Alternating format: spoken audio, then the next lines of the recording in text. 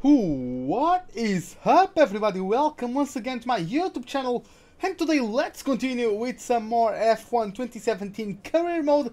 We are still with the Mercedes team, and today we are at the circuit, the Barcelona, Catalonia, for the Spanish Grand Prix. What is up, Bob? Welcome to the live stream, man. How are you doing? What is up, Gabriel Smash? Welcome to the live stream, Dale. You as well, man. How are you doing? So let's get right into it. Let me just minimize a couple of things that I need. Moment that it is. Freaking hell, I already got the leg spike. Hey AD, what's up, man? Freaking hell.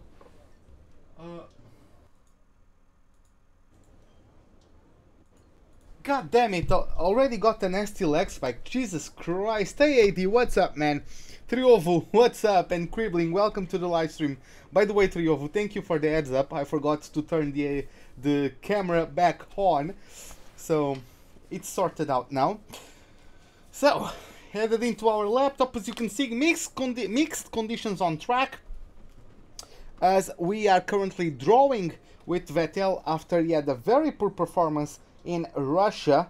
We are currently performing as expected after in Russia we got smashed by my teammate and Lewis Hamilton, and I also didn't get the target set by the team, so we dropped a bit in that relationship meter within our team. In terms of the R&D, we currently have exactly 1100 points. We are waiting for that fuel consumption upgrade to be delivered at Canada. I'm saving for the ultimate drag reducement upgrade, and then I'll go towards the chassis weight reduction. What position was I yesterday? I don't remember. I think I was P7. Okay, Cribbling, don't worry, man. I got held up at work, so yeah, that's I'm starting this a bit later because of that. By the way, let me... Mercedes actually completed their reliability stuff. Okay, nice. But yeah, in terms of the progress history, looks like no one brought any upgrades to this to the Spanish Grand Prix. In terms of vehicle management, this power unit, I'm not going to use it for this Grand Prix. I'm going to use the second power unit, and then I'm going to go back to the first one for the Monaco Grand Prix, since that doesn't put as much wear on the power unit. That's track. Sorry, Cribbling, for this week I won't be able to do it. I'm going to start at least 1 hour later than usual, because I'm going to get out of work 1 hour later than usual. So I won't be able to do that in this week. But yeah, it's just this week, so it will get sorted out after that. The gearbox is also fine.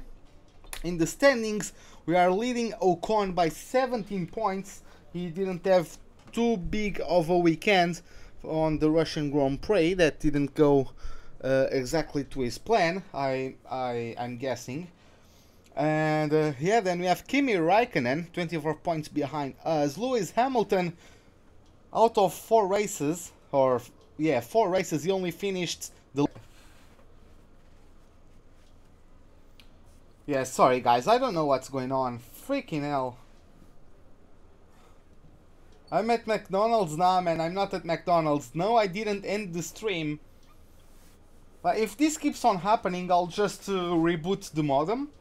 And for that I'll need to turn off the live stream and put it back up again. But hopefully it's fixed. But yeah, if I need to restart the modding, the modem or the router, that's going to take a bit of a while. But okay, looks like at least from what I can see on OBS, it's fine. Are we in 11th? Yes, we are still in 11th. So yeah, let's kick off the weekend for the Spanish Grand Prix. Let's see how it goes. Hopefully it's a good one today, but yeah, let's see how this turns out. By the way, Big Shot, what's up, man?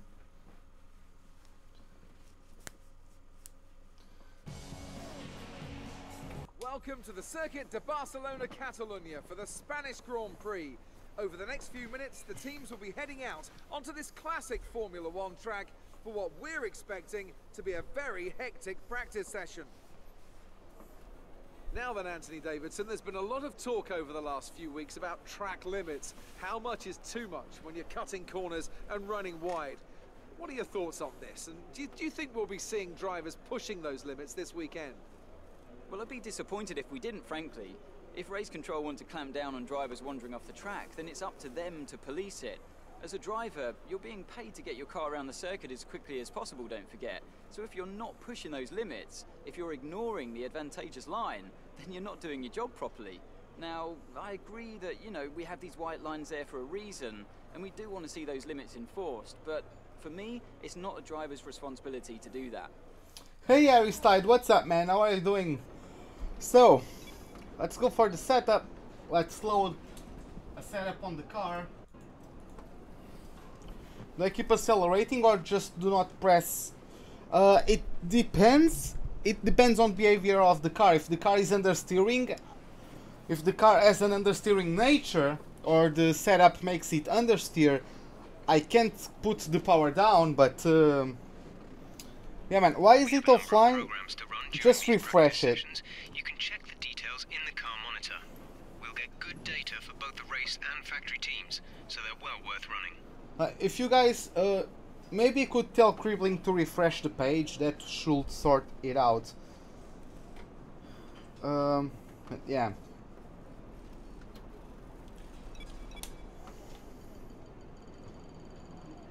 Where is my Spanish setup? I'm guessing that's the one. Do I have another one? I would guess I do. But how is that one? Nah, I'm going to take that. That one.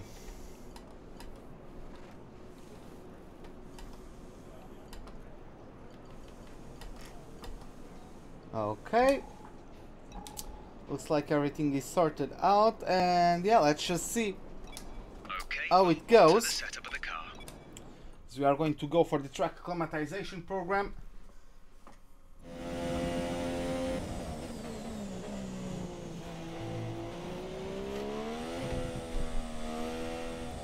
Okay.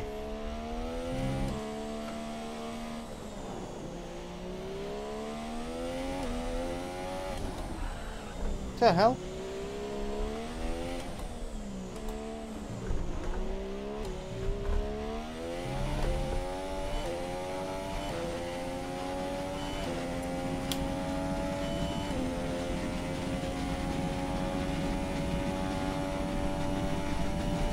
Well, let's see how that goes.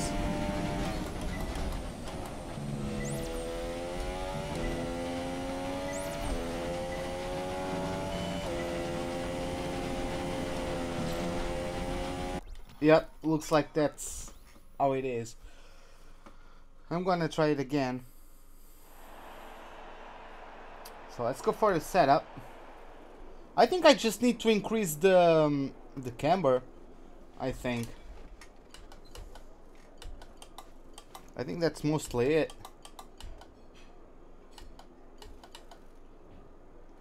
Because this car is already... Okay, just want to remind you to keep an eye on your tyre usage.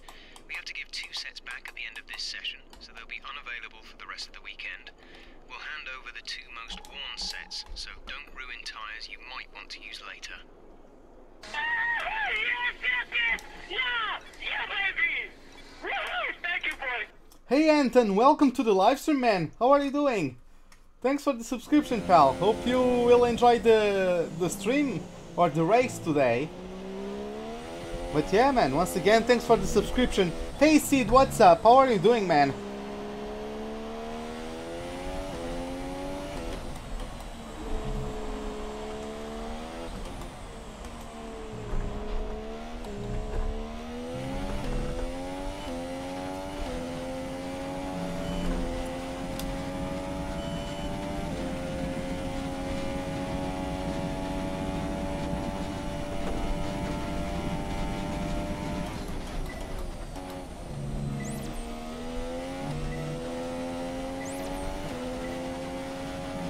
Yeah, man, we're getting close to 7:30.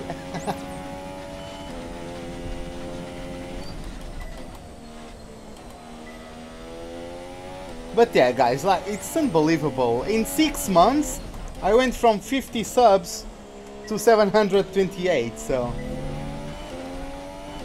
Hey Klaus, what's up, man?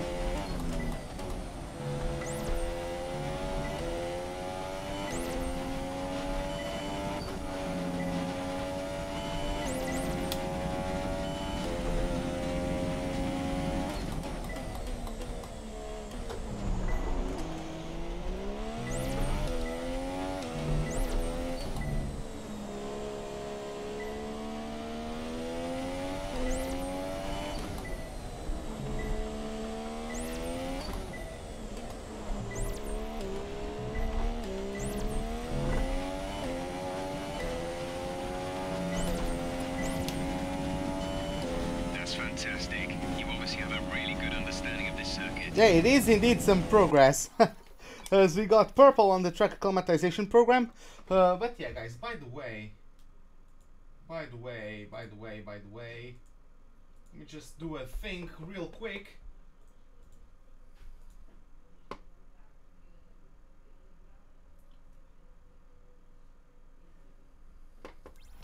So yeah, guys, I'm gonna leave you with the TV feed because I'm really sorry, but I'm kind of uncomfortable with my PJs today. I don't know why. I'm usually good with it on the chair, but for some reason I'm quite uncomfortable. It's quite distracting. So yeah, guys, I'm just going to change clothes real quick and I'll leave you with the funk. Hope you guys enjoy it. Give me a moment.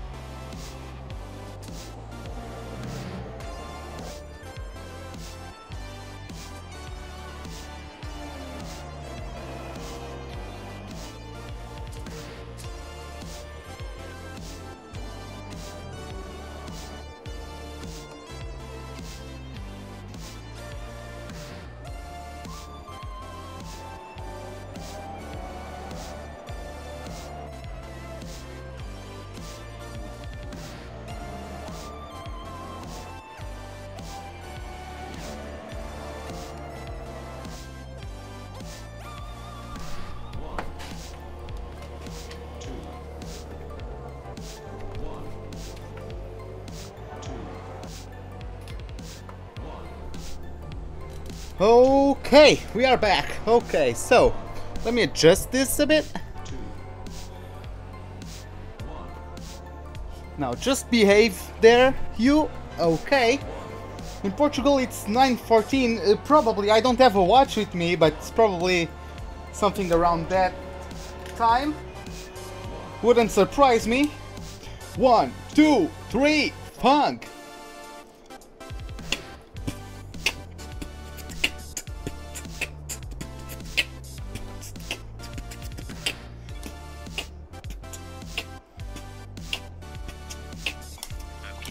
Okay.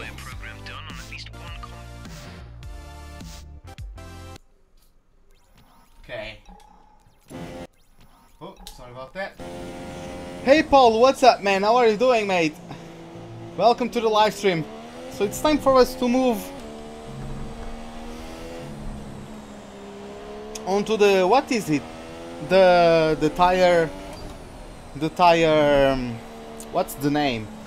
The tire conservation? The tire, I forgot the name of it, whatever. The tire management, yeah. So, let's see, turn 1. Hey Luke Rose, what's up, man?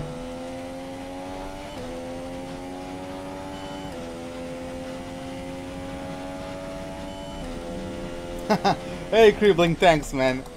It's good night now at this time. Bon dia is good morning or good day, but it doesn't apply anymore. But thanks, man. Nonetheless, God, I have the feeling like this is always out of place.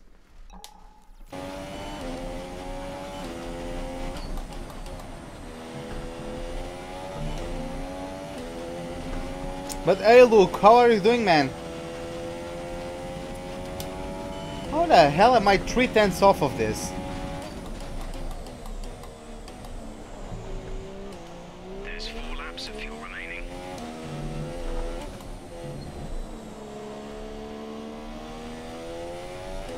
Okay, I'm getting purple, but I'm too slow. So, looks like I'm gonna have to redo this. Hey James, what's up, man? How are you doing?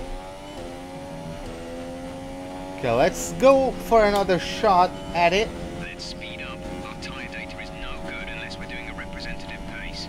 If we don't get our time delta back in the green, we'll need to rerun this program.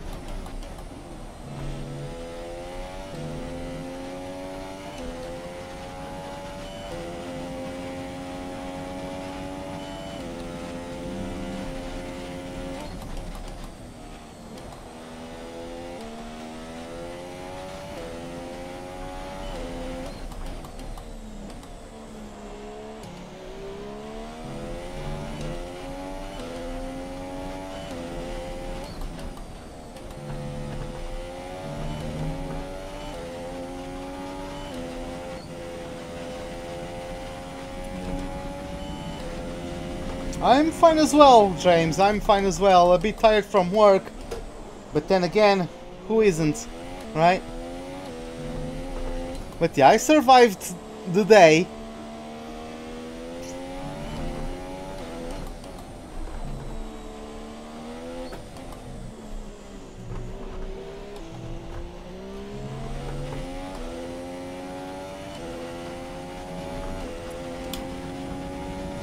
Okay, we got green. I'm good enough with that. Hey Gregorian, welcome to the livestream, man. How are you doing? Kvyat, well, Kvyat, it's not representative. We are still in practice, so yeah. Let's return to the garage. But yeah, Gregorian, I'm fine, man. How are you? So, let's move on to the fuel saving program now. Let's see how the car behaves. How efficient our driving is. God damn it, I feel like I can't get comfortable in anything today.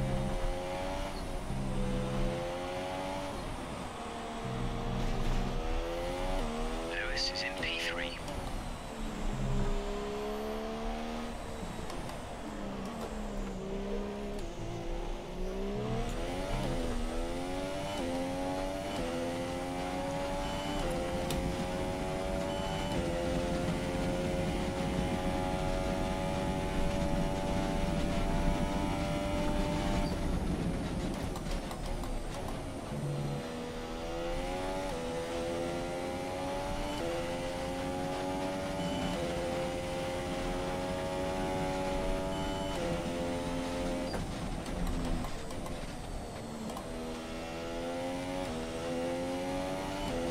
Predictions on top 3 for Australia? Hamilton, Vettel, Bottas.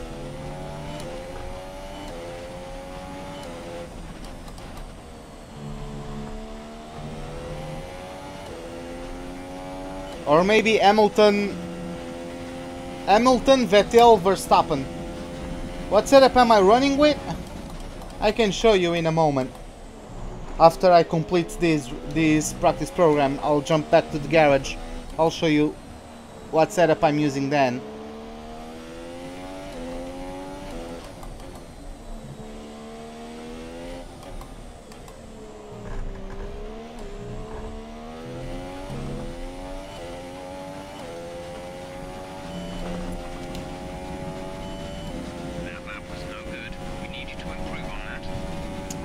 God damn it! I see these on my my peripheral vision, and it's screwing me up. I don't know what's going wrong with me today. I'm like OCDing all over the place.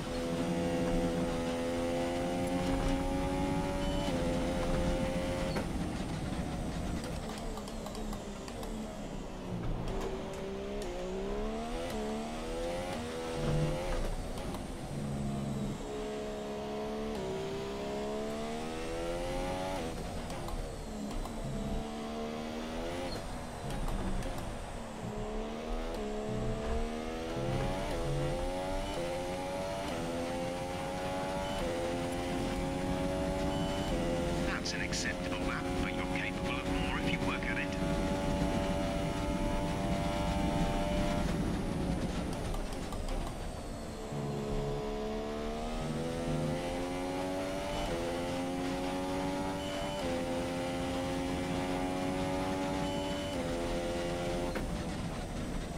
Okay, let's try to get purple.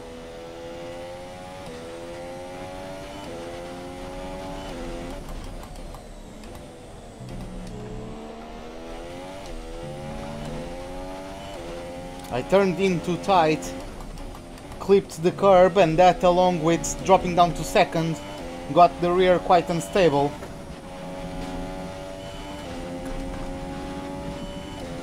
Seb or Rosberg?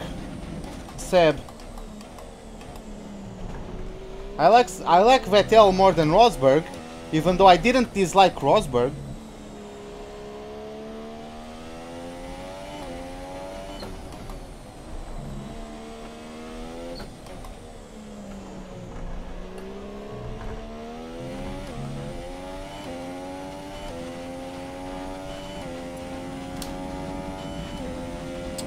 People who are quick enough for that, I'm guessing. I'm not.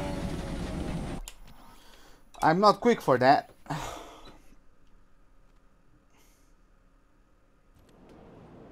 Have I heard it? No, I don't really give a damn about it, to be honest. So, oh yeah, by the way, let me show you the setup. James, let me show that to you. So what I'm using is that. So far, our fastest lap is a 1:17.7.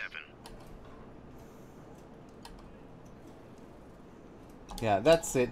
God damn, one thing that's also pissing me off is that my air is getting too big. So it's getting in between the headset and my ears, which pisses me off as well. I really don't know what's going on with me today.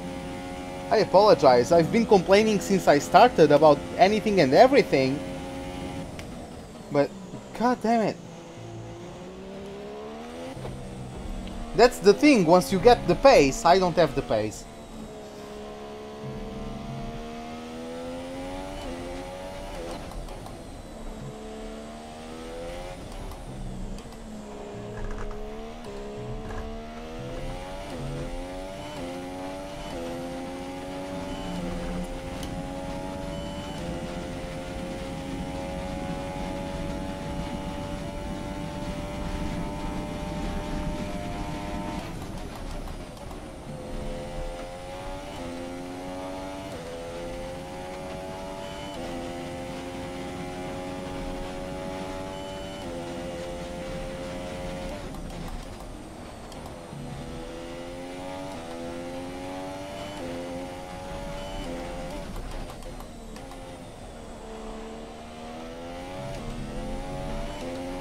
Yeah, that was a poor exit.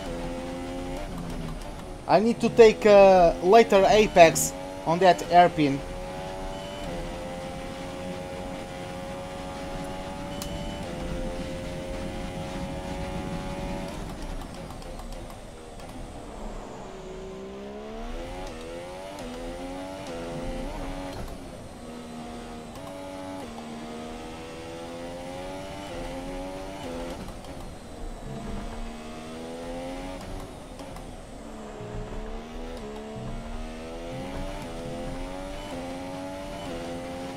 Okay, 4/10 slower. We'll want to rerun the program if we can't improve on that time.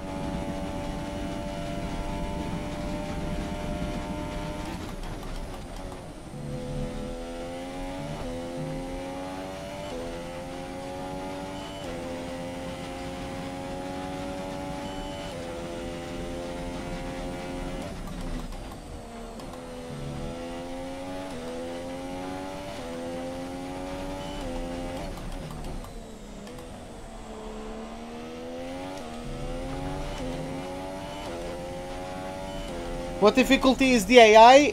104. It's either 104 or 103.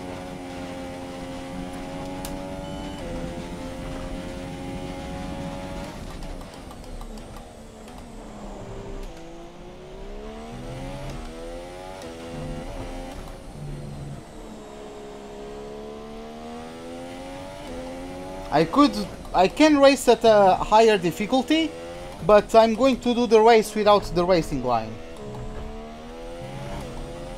Because that's the thing, I want to learn how to drive without the racing line, but for me to be able to do that, I can't run the same AI because I'm not as consistent, I'm not as quick.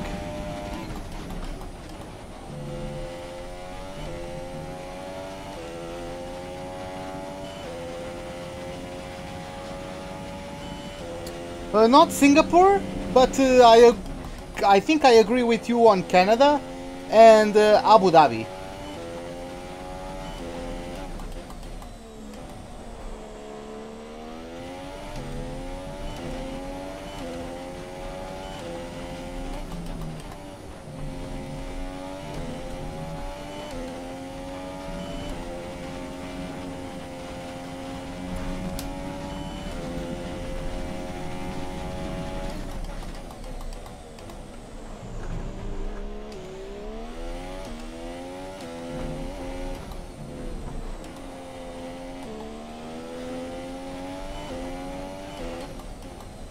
Yeah, I've never been able to do good in this qualifying simulation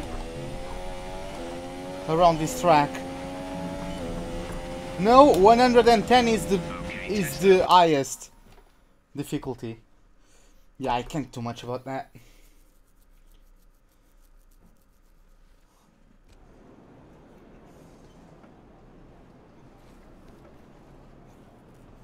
So far, our Let's go for the fastest race lap is a strategy. 1 minute 16.7.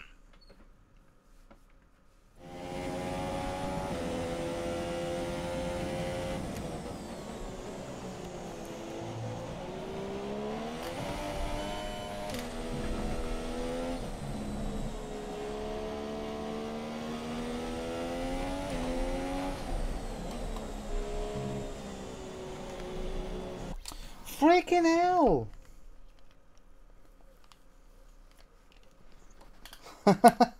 Well, see, that has a scientific base, so I'm guessing it's true, right?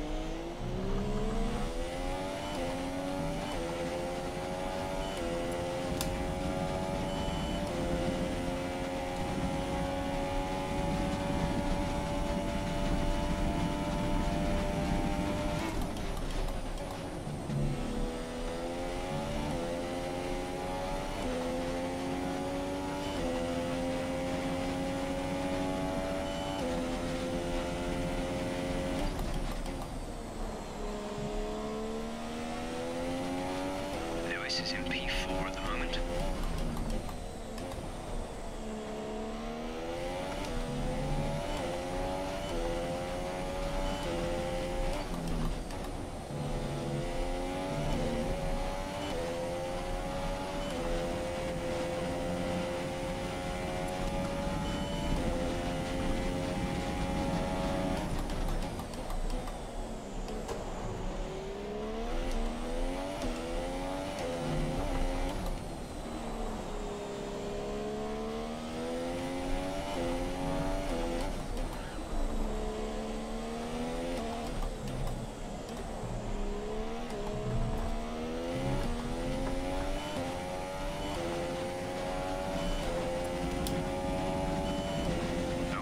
Hey Matt, what's up, man? How are you doing? Later. Stay focused.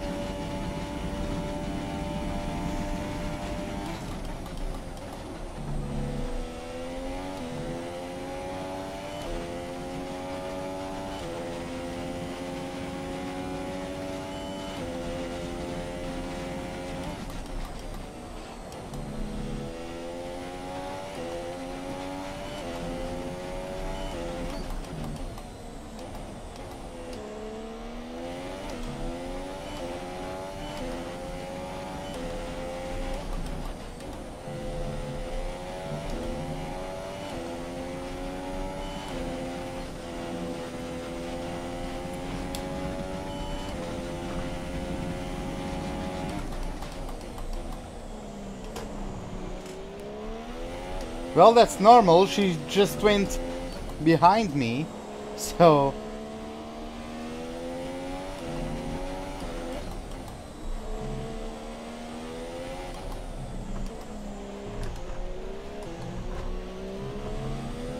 Freaking hell, I really hate this freaking sector.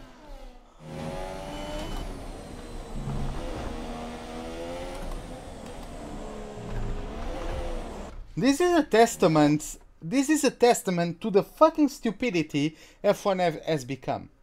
Why not just have dual corners, especially in these cars? That would be amazing.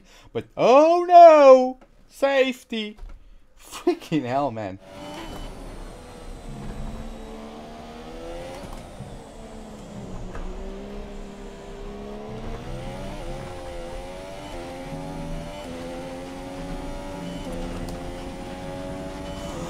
Okay, you weren't quite good enough that lap. Try again.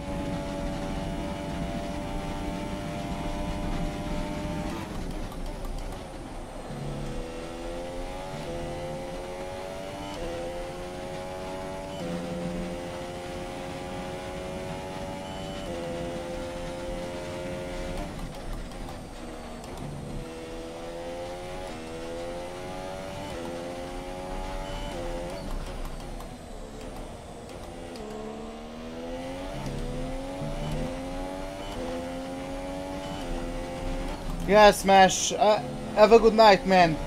Yeah, it's better for you to get some rest. Remaining. Have a good night, man.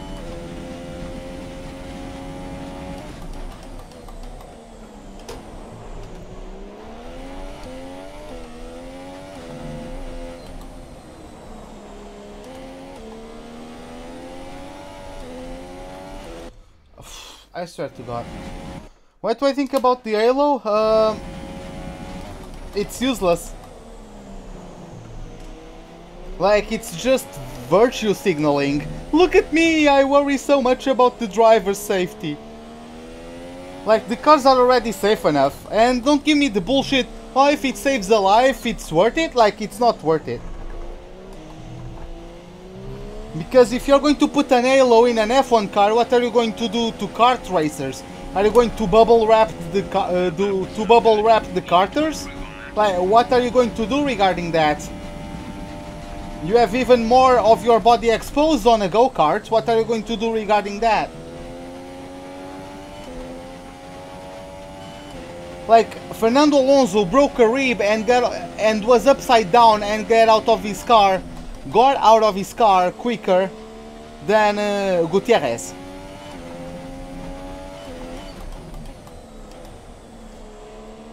After that, the cars are safe enough.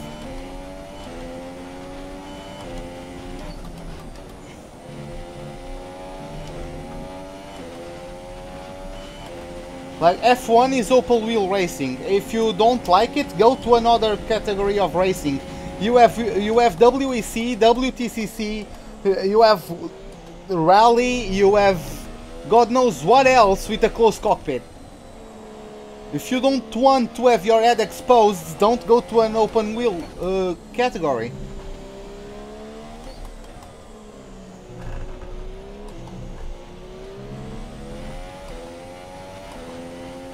Like, no drivers were complaining about Great lap. You've nailed what we asked for. Keep it up. about it. They've been doing it since the 1950s and no one complained about it. So I don't see what's the point of it. Like, who are you guys to... And I'm not talking specifically to you guys, but who is anyone to parent the drivers and tell them what is risky for them and it's not? If they wanted safety, they wouldn't be F1 drivers. They wouldn't be racing drivers at all. Hey Ivan, what's up, man? How are you doing?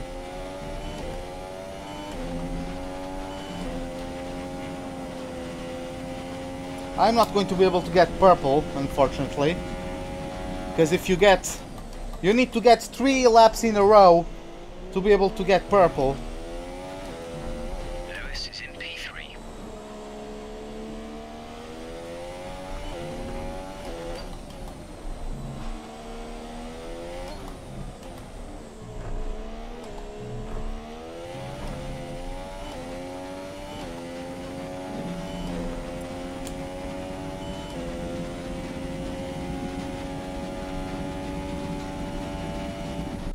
Like, the team bosses complained about the yellow, but it doesn't matter.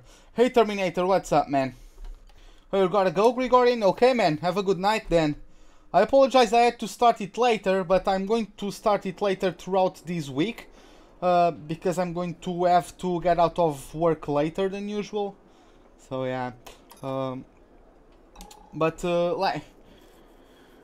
When I already explained it, but FIA was basically forced to use the halo the moment they created it, because they could get sued for what's the word? I forgot about the word, but I talked about it yesterday. I completely forgot the expression.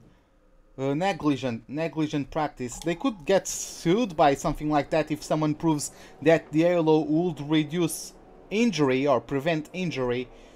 So the team bosses complaining doesn't serve any purpose, because they created the aero screen, they created the halo. So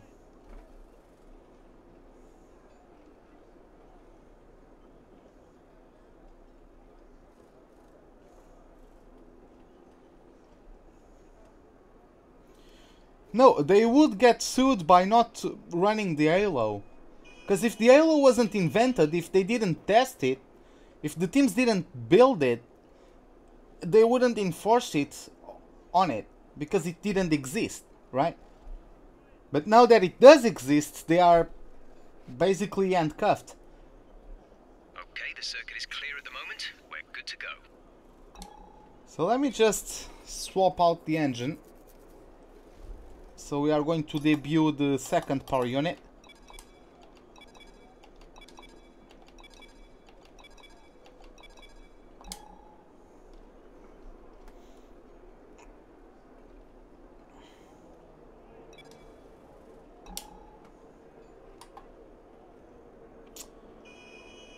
Okay, so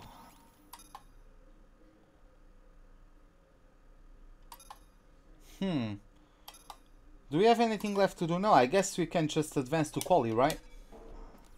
Quick look at the classification at the end of the session then. Yeah, Here are your whatever. top I don't three. really care about that.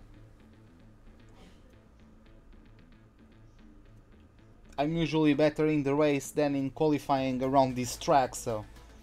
What Raikkonen thinks about the halo? I have no idea. Raikkonen probably couldn't give more of a shit. It doesn't give a shit about too much. Not about too much. It doesn't give a shit about lots of things. Probably he doesn't even care about the halo. Cause like, it's irrelevant. He could voice his opinion, but the halo is there to stay. So it's irrelevant, and therefore it's not worth him losing time voicing his opinion about it, because again it's irrelevant, so he doesn't give a shit. It's kind of the way I think about it as well, but like, since I'm not Raikkonen and I have to speak to you guys, because That's I like interacting with you guys. So if you guys ask my opinion on something, unless I really don't want to talk about it, I'm gonna provide my opinion on it, since you guys are asking me to give it to you guys. Yeah, let's listen to the voicemail with the targets for the qualifying session. Hi, just letting you know that we've had the team's expectations through for the upcoming qualifying session. To be honest, the Halo is even a better option than that aeroscreen thing.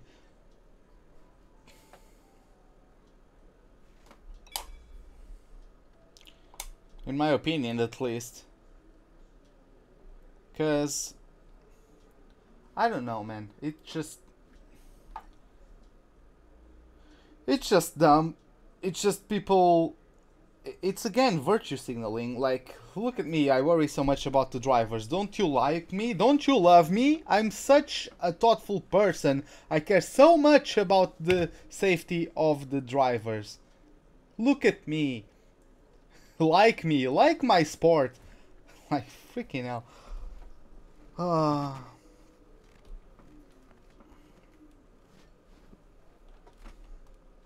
Do I think I can get pole? No, I don't think I can get pole at this track, to be honest. I'm not very good at it in qualifying. I'm better in the race. But yeah, let's go for it. Let's see how it goes.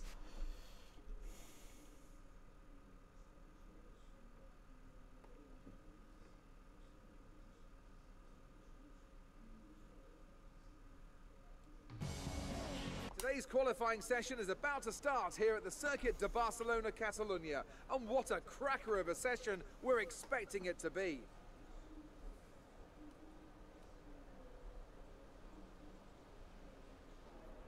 With the weather as it is today, Anthony Davidson, we have, to some extent, to throw the form book out of the window. Who do you see having the advantage on this slippery, unpredictable track surface? Traditionally, these are very Adrian Newey conditions. The Red Bull's habit of creating incredible downforce coupled with the high rake they like to run is perfect for the wet, and it's helped them close the power gap a number of times over recent years. I think Force India as well, always a bit of a dark horse in changeable conditions, and of course the McLarens have a fairly good chassis. Having said that, I don't want to make a firm prediction. More than performance, the deciding factor is going to be the timing.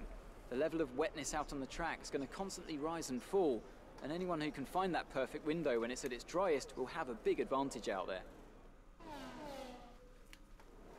And once again, I just noticed Any trouble getting into the next session, so don't push too hard. someone forgot my freaking door open. I swear to God, man. I start thinking I'm living with fish people, because they like it's like they have a 3-second memory. But well, looks like it's going to be raining throughout the entirety of the session.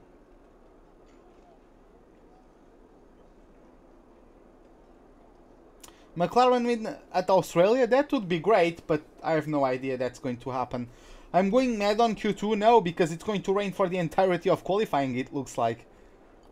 The race will also have rain. I can start on whatever tire I want, to be honest.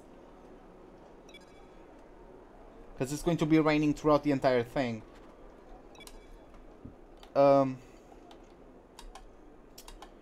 What do I want? I want to see that. Light rain conditions for the foreseeable future.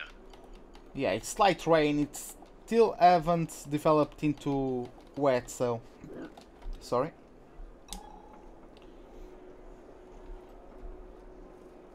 Like, the thing is that McLaren are basically the same as Red Bull. Good chassis, good aerodynamics, but they have the same engine as Red Bull. The thing is that I think Red Bull has a better chassis and better aerodynamic efficiency than the McLaren. So the engine is not going to be the difference maker, right? So I don't think McLaren will get past Red Bull unless something happens in terms of the strategy, a safety car is deployed or something. But just on pure pace, I don't think the McLarens are going to get past Red Bull.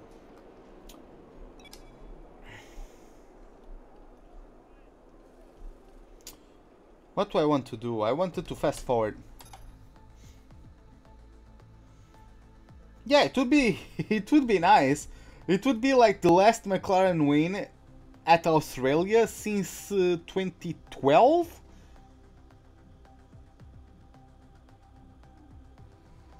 I think it was. I'm going to say 2012. I think that was it. The lineup was still Jenson Button and Lewis Hamilton, so. Checks complete. All personnel be aware we have a car leaving. So I think I'm correct on that.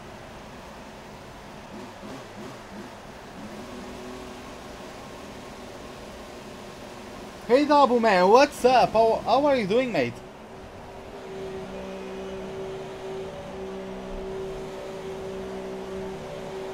Oh, here comes a Ferrari right behind me.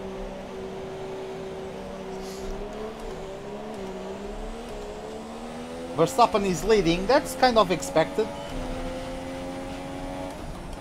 since the Red Bulls are very good in these conditions.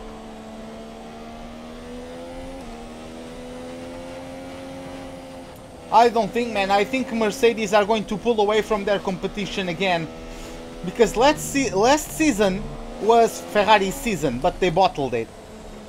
Like McLaren became slightly complacent, and they paid for it. The car wasn't the best. The best car was the Ferrari. Maybe not the best power units, but the best car, the best chassis was the Ferrari. But Ferrari bottled it. So McLaren were forced basically to address their issues, and now they have addressed them. So Mercedes are going to pull away again.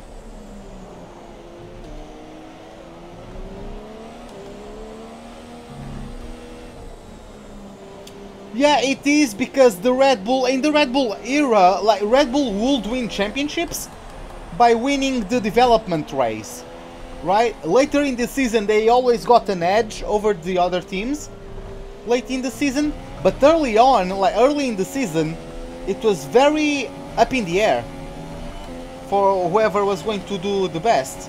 By the way, let me take that last corner again. I'm going to focus on this properly. Freaking, really? What the hell?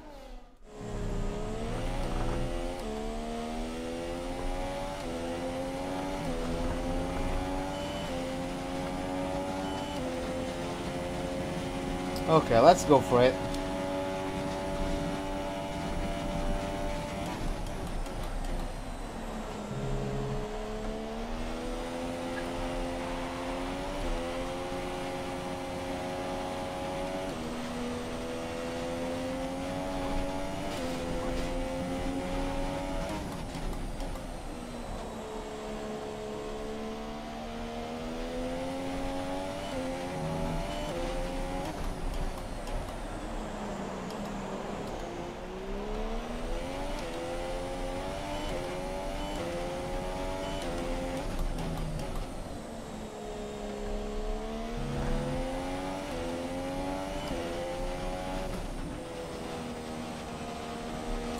Hey Triovu, welcome back, man. Yes, I'm comfortable now.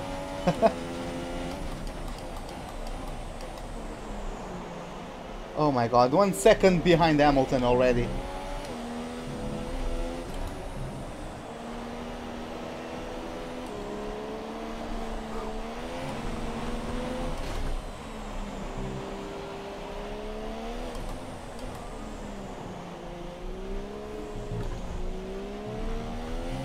I think I'm gonna get knocked out right now.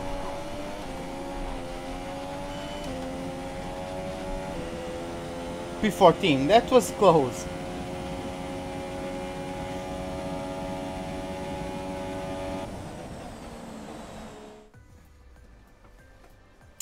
Okay, Hamilton got second.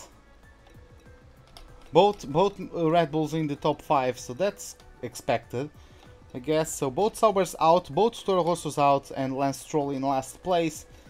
Felipe Massa was close to getting knocked out, but yeah, we just barely got through. God damn it.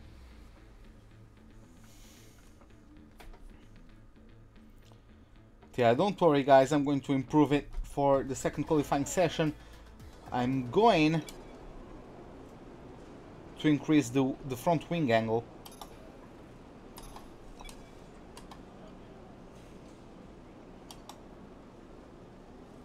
Am I watching the Grand Prix? Of course I'm watching the Grand Prix this weekend. Yeah.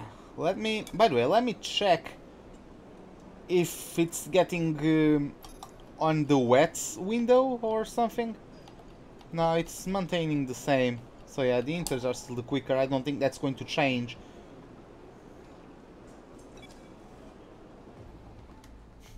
Yeah, please confirm you understood the message, right? Well, we don't have Germany in this game, so I don't think I can ever get that message applied to me, because we don't have Germany. So I think I'm safe from that.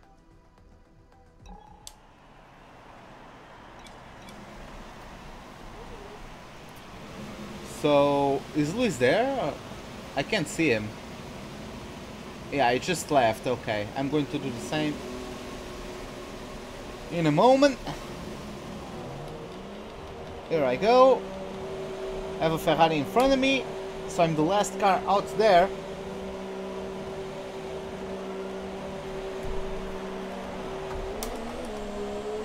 That's Kimi Räikkönen. Someone about to start their flying lap, I suppose. It's either their flying lap or their in lap now.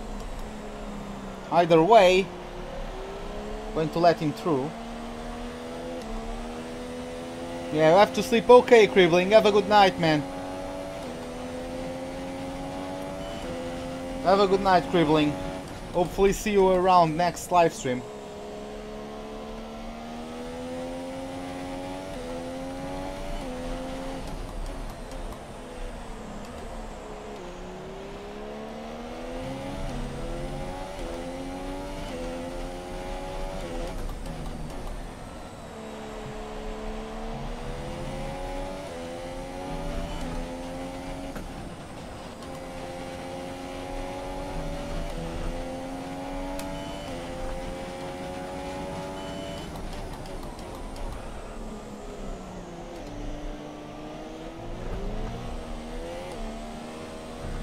I would like to win the race as well, but let's see. This is not my best track ever.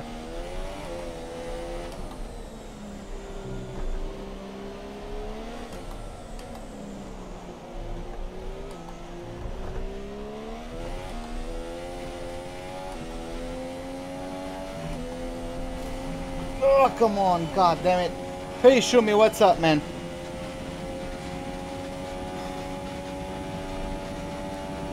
How are you doing?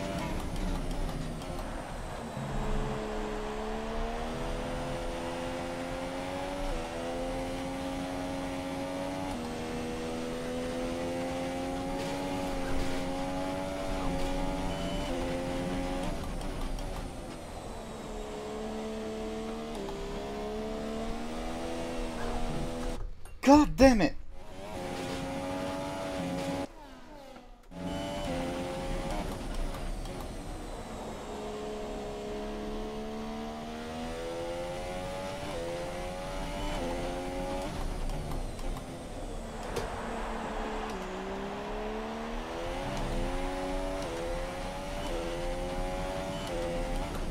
Stoffel van Dorn goes quickest, okay.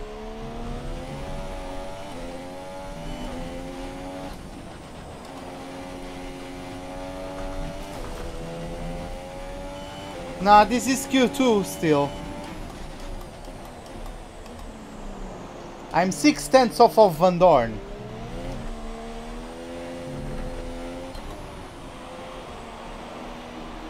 Now Grosjean goes fastest. Alonso even faster than the Frenchman.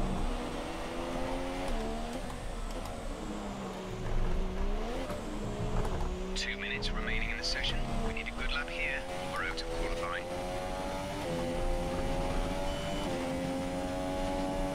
Oh, we got P9. Okay. Whew, that was close.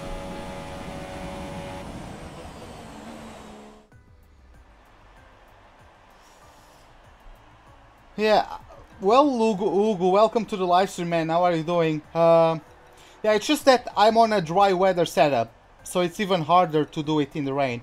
So, Massa is out, Perez is out, Ricciardo as well, Hülkenberg and Ocon, so both Force Indias are out in Q2. Verstappen almost got knocked out as well. And we have Stoffel van Dorn up there, which is nice as well. Alonso, so both McLarens in Q3, which is very good for them. And yeah, like the Ferraris were always going to be very competitive in these conditions. They have the best chassis in the game at the moment. So yeah, only 34 thousandths of a second separating those two. I'm glad I was able to get into Q3, but yeah, let's see how this goes. I'm definitely going to have to step up my game if I want to get a top 3 finish. Information time, we've lost oil pressure. Looks like a leak somewhere in the system. We're on standby for the time being until we can patch it up. Okay, so once again, just going to fast forward until late in the session, as we usually do. Okay, we got it. Vettel is currently fastest, followed by Hamilton. Okay, so I'm just going to do one slight adjustment to the setup. Gonna do that, and I'm going to do that. And yeah, that's going to be it.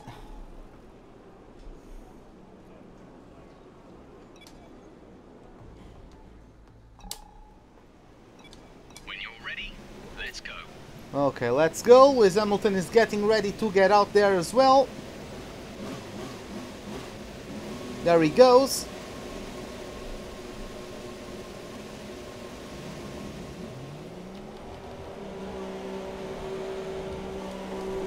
Yeah, man, I've been trying to get like my number on another color, but no, not much success at the moment.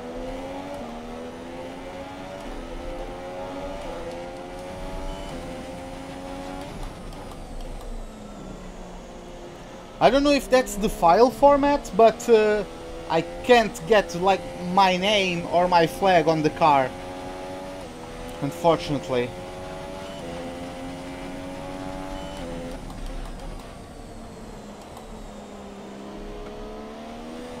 What the hell? Why is this understeer? I increased the front wing angle. Why am I getting understeer?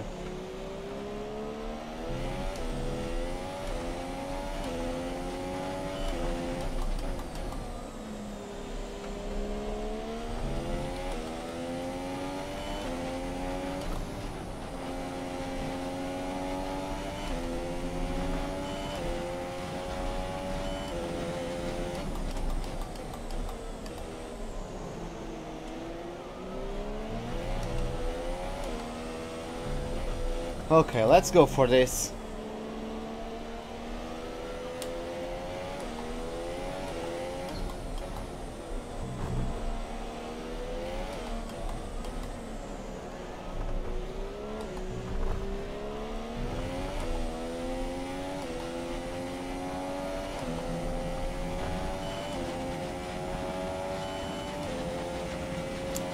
The race will be mostly dry, but it will rain in the middle of it.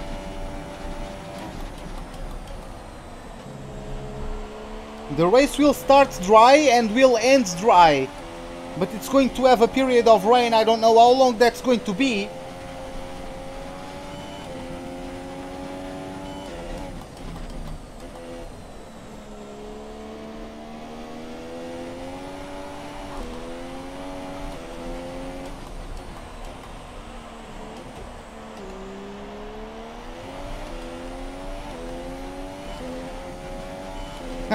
Well, thanks, Sugu, but nah, man, I don't think I'm the best.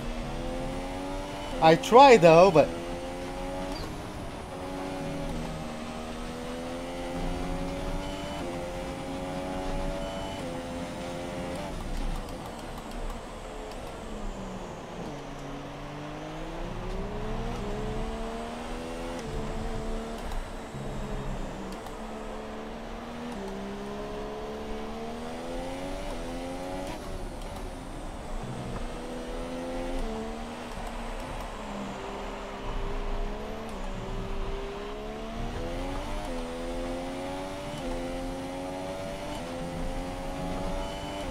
Yeah, we're not going to get pole. P7. Well, Okay, that's pretty disappointing, but we can turn it around tomorrow. I think that was really the best I could have done. The grid is all set then for the race tomorrow. But before we go, let's quickly remind ourselves of our top three, who are Vettel, Raikkonen and Lewis Hamilton. Goodbye for now then, but we're really just getting started. Make sure to join us again for Lights Out tomorrow. I already did it, Hugo. I always greet you, I always greet the people when they come by or when they comment for the first time. But yeah, man, what's up? We're gonna make a concept car? That's nice, man, that's nice. So it's fresh super softs for the start. We don't have super softs. It's soft, medium and hard. But it depends on how long it's going to be until the rain comes. I'm going to try to not stop until the rain comes. So if I need to go maybe on the mediums. Yeah, the Ferrari has the best aerodynamics and the best chassis, so that's kind of expected for them to be very good in the rain, especially in this track where the power unit doesn't matter as much. So yeah, it was really a big combination of factors that allowed them to do that. Racing at 105, I'm at 104 for this one. This is not a track where I'm usually competitive, so yeah.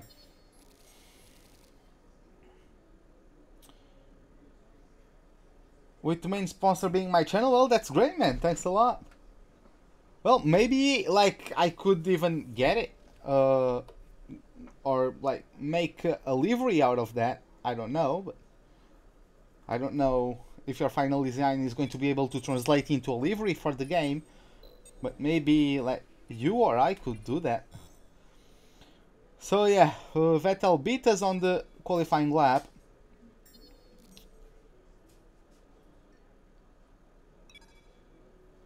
And yeah, let's listen to the voicemail with the targets for the race. Hello, I just wanted to pass on the team's expectations for this race. Good luck. Okay, let's finish the race in sixth and beat Sebastian Vettel. I think we can do that. I'm going to turn off the racing line. I would start on the mediums, but it depends. If the rain, like, I'm going to try to not stop until the rain. The thing is that maybe even if I start on softs, I cannot pit and go until the rain. It depends on how long it is before the rain comes, and I still don't know how long it is. So we are going to find out soon when we get on the strategy menu thing. But, well, nah, no problem, Hugo. Like, I never claimed to be the best, or I just, yeah, man, that's your opinion. Yeah, going to change scenes in OBS, and I meet you guys on the starting grid for the Spanish Grand Prix. See you guys then.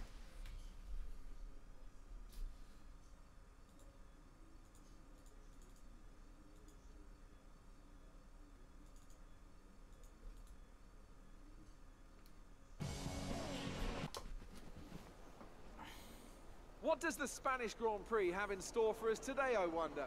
I hope we see some tight wheel-to-wheel action down the main straight, circa Mansell and Senna way back in '91. Or maybe we'll have a more strategic race here on a track where overtaking can be difficult. It's a sellout crowd of 140,000 here today as we await lights out for the 730-metre sprint down to turn 1 of this 2.9-mile racetrack. Overtaking is challenging through these 16 corners, but there's still a lot of high-speed excitement to be found, including the flat-out turn 3 and the terrifying blind right of turn 9. Joining me to talk you through the action today is Anthony Davidson. And give us an idea of what kind of thing you're going to be looking out for today. Well, the big question for me is whether or not we're going to see the cars able to follow each other closely enough to overtake, especially through the fast sections here. Of course, we've got DRS, and that will help on the straights, but it's still no good if you're coming off the previous corner too slowly or too far behind. Well then, after an exciting qualifying session yesterday, let's take a look at how the cars line up. Sebastian Vettel has a clear track ahead of him today. He starts in pole position, edging out Raikkonen, who'll start P2. Looking down the rest of the grid, we have Hamilton, Verstappen, Fernando Alonso, and Grosjean, a Mercedes, Van Dorn, Magnussen, and Jolyon Palmer. Ocon, Ricciardo, Sergio Perez, and Massa, Wehrlein, Sainz, Marcus Ericsson, and Daniel Kvyat. Stroll and Nico Hülkenberg completes the grid. Now it's almost time to lights out, so let's go down to the track. Well, thanks, James. So, Okay, Jeff here. Can you hear me? We're not starting where we hoped, so you need to be aggressive today and push your way through the field.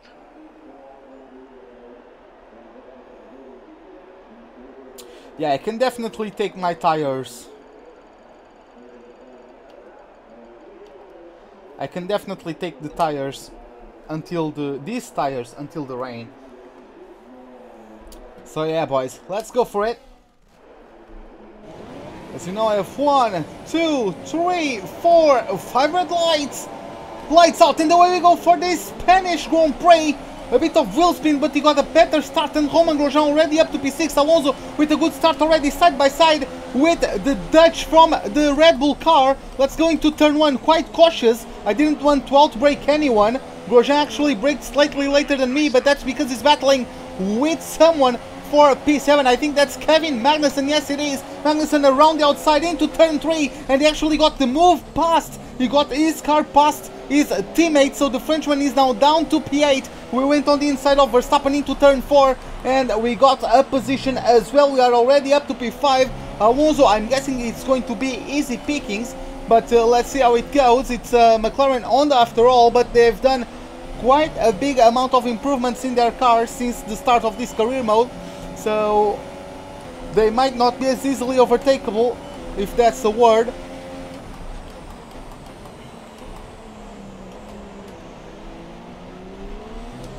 But yeah, let's see, this is where the AI have an advantage on me. This last sector, I'm very bad at it.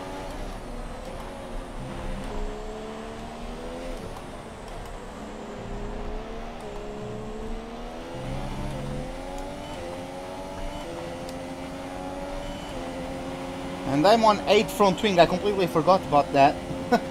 I completely forgot to decrease the wing, but whatever. We still have better top end speed than Alonso, as you can see.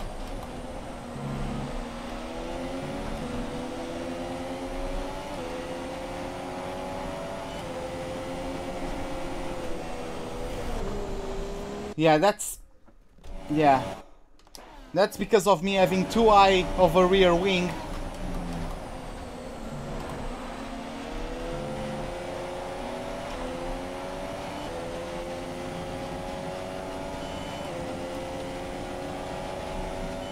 I mean, I'm only going to pit in the rain, but...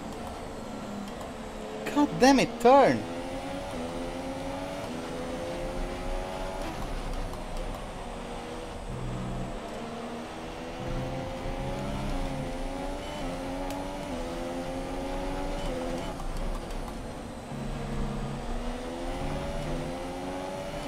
Okay, let's try to catch up to Alonso again. We made a mistake into turn 4, I think that is.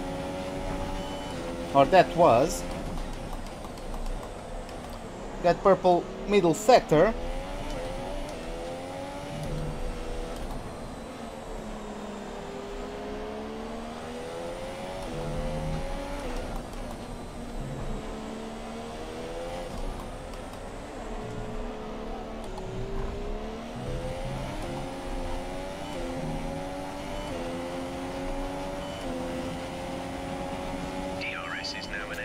No man, I can't, because again, the AI are going to be fast.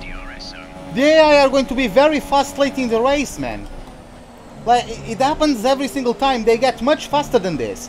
That's why I can't run higher downforce, because once they get their improvement in speed, they can just overtake me with the RS, and I can't have that happen. So that's why I have to sacrifice the aerodynamics.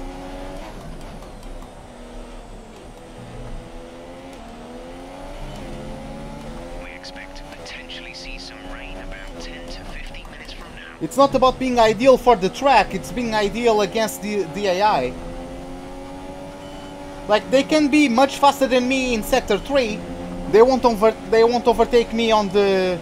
They can be right on my gearbox. They won't overtake me because I have a better top end speed than them.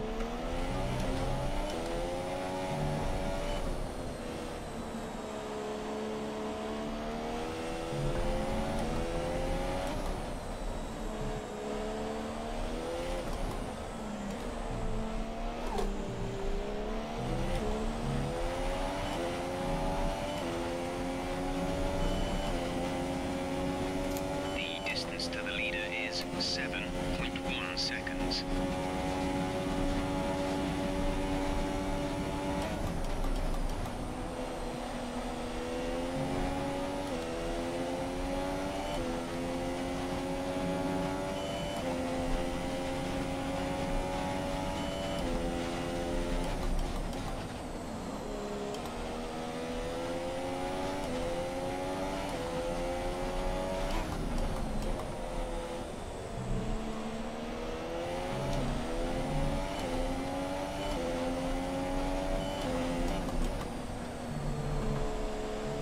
I should have gone down to 4th gear.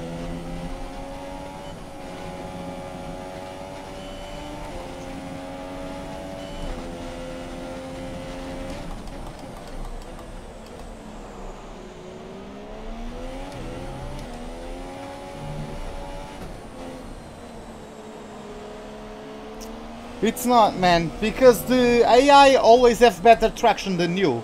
So it doesn't matter if you run better downforce, because they are always going to get the advantage out of the corners, and you won't have the straight line speed to catch up to them on the DRS zones because you are running more downforce. And then late in the race, they are not going to be on better traction than you throughout the entire race. Late in the race, they are actually also going to get faster.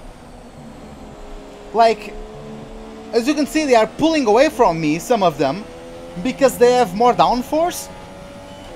But then in the late stages of the race, they're also going to have better top end speed, which is absolute bullshit from the AI.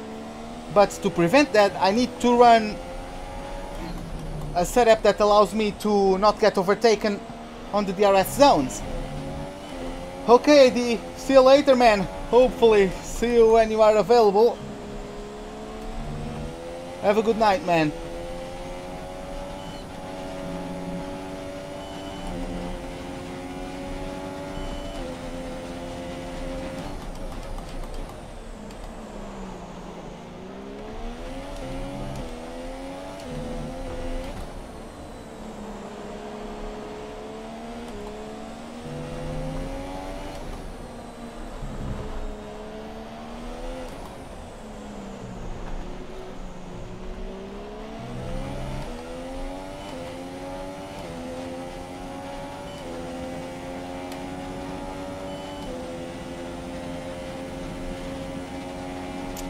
Okay, let's close in on Alonso. I think I'm getting the hang of the track now, without the racing line. Of course, I'm always going to be slower on the apex of the corners, because I don't have the reference point of the colors of the racing line to know how quickly I'm going through the corner.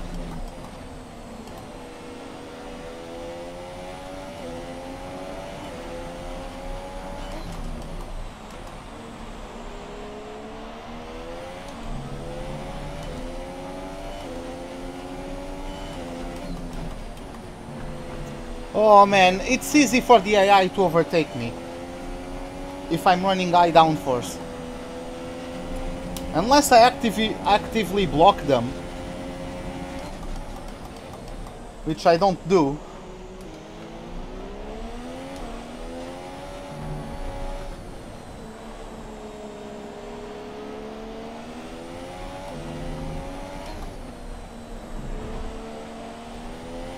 Vettel's leading the race.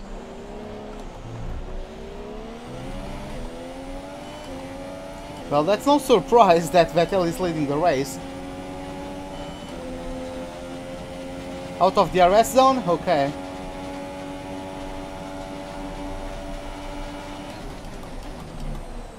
Why are you going so tight into turn 1, Alonso?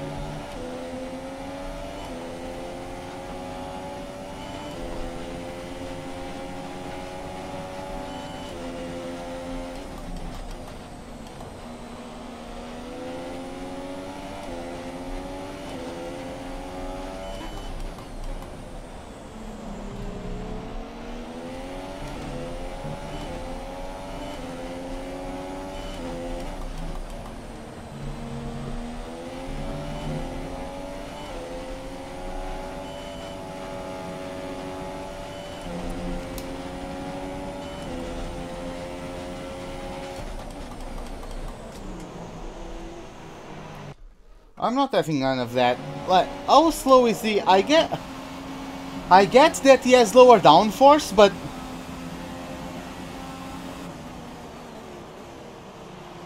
what is he doing, man? Like,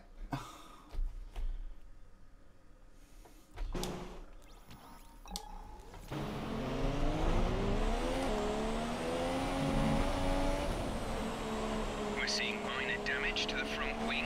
Be easy on the car till we get it repaired. We don't want to risk making this worse.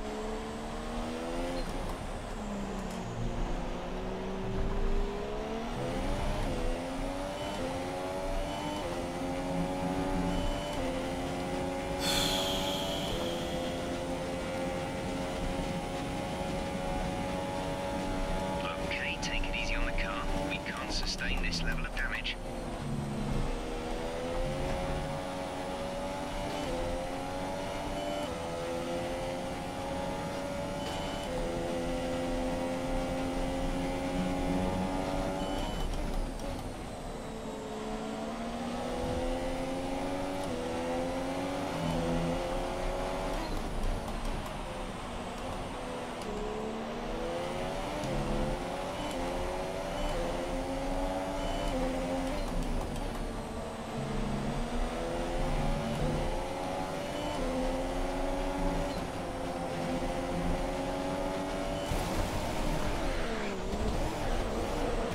I swear to God, man. Let me know you're okay. I swear to God. Can't get a freaking break.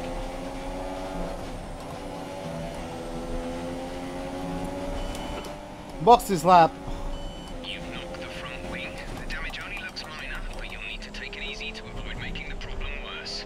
Okay, we can take you this lap. Set soft tires. Roger that. Soft tires at the next pit stop.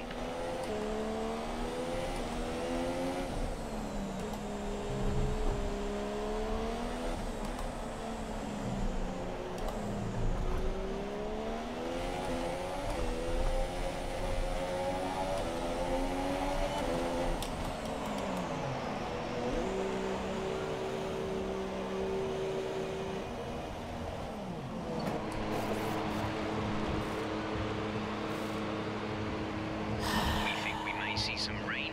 ETA is about 15 minutes. Go, go, go.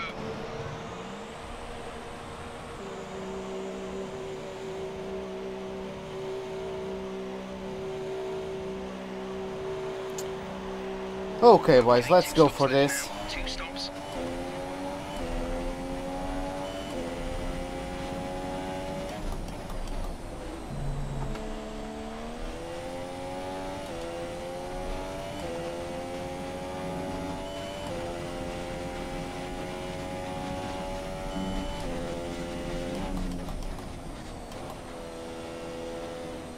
Like, really? Freaking... Jesus.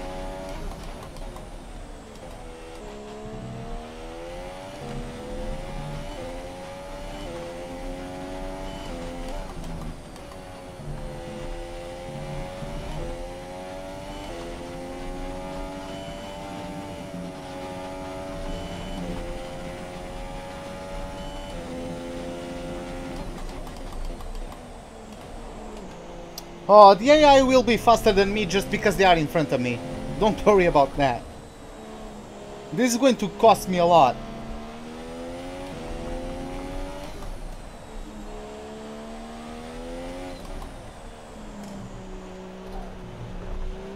Nah, man, I can't compare it to Vettel. Like, Vettel is just... He's even pulling away from his own teammate. And he has the best car for this track. I can't compare it to Vettel's.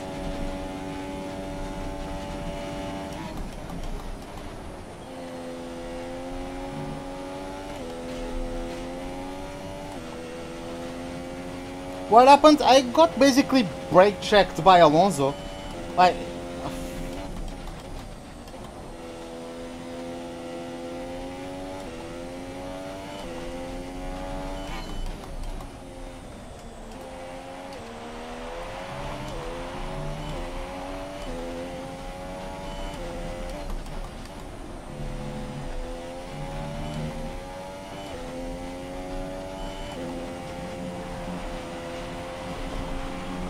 Exceeding track limits my ass, man.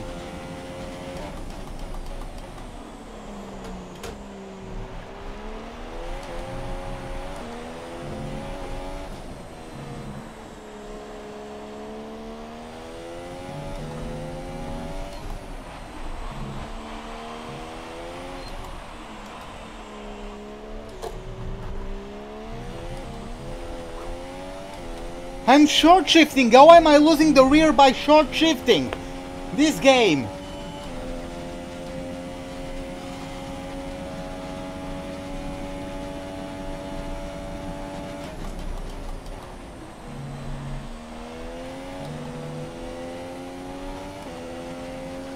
It's not because I was short shifting. It's because it was third to fourth gear. I don't know why, but this comes from F1 2015.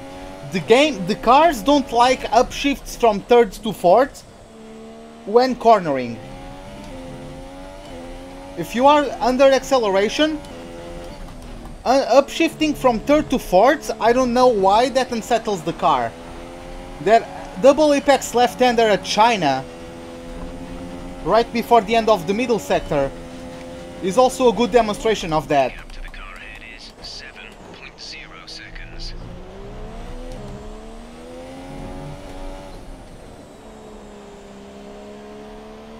I can't do it in rage because this car doesn't save fuel very well.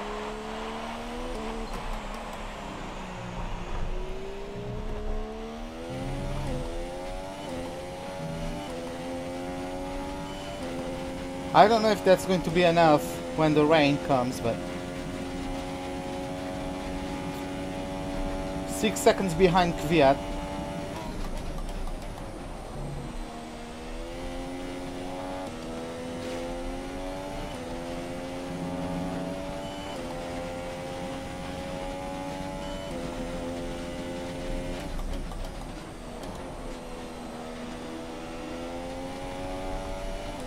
Oh my god, the bullshit! Is it me carrying too much speed because I don't have the line? I don't think so.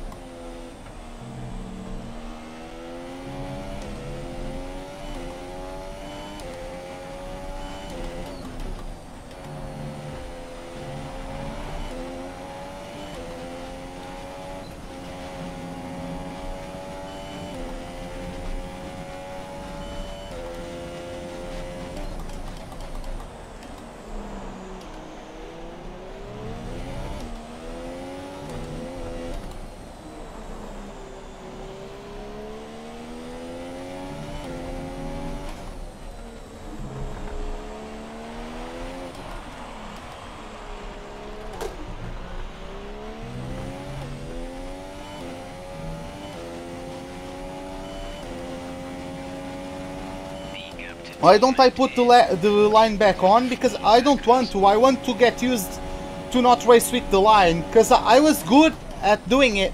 I was good at racing without the line in F1 2016. I got the line on for this game because, of course, the cars can get more speed through the corners. So the braking and turning points are slightly different. So that's why... I completely forgot about that. That's why I kept the racing line on, because there's a bit of nuance now, because these cars can make corners differently. But I want to get back to racing without it.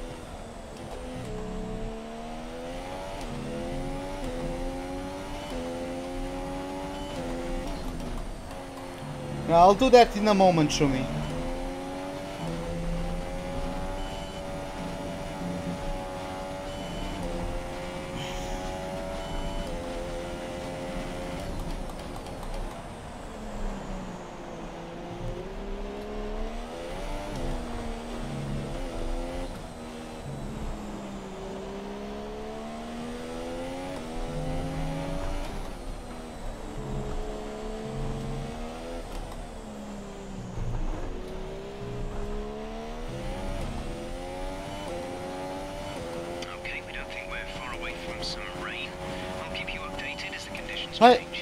You guys can go check my 2016 career mode videos. I was racing without the racing line. But in this game, it's slightly different, right? So I turned it on.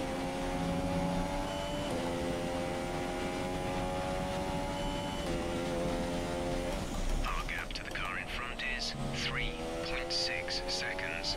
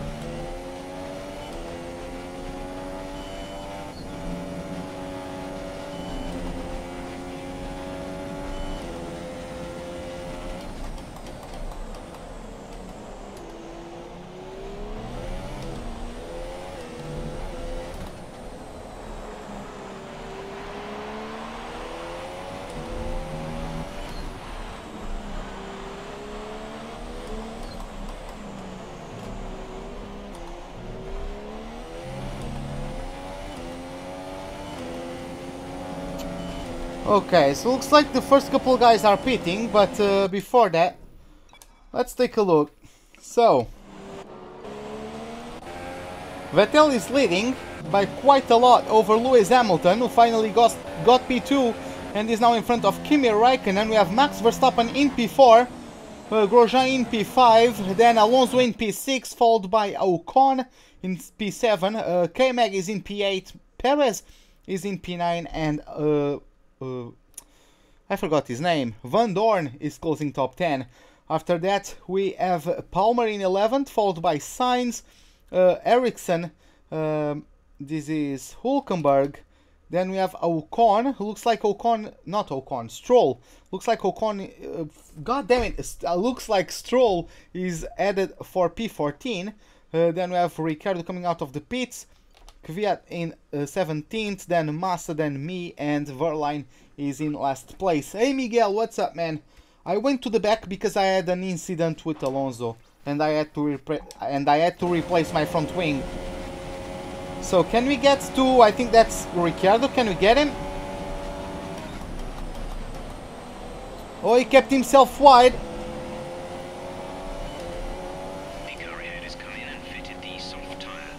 Okay, we got him. That was important. freaking hell!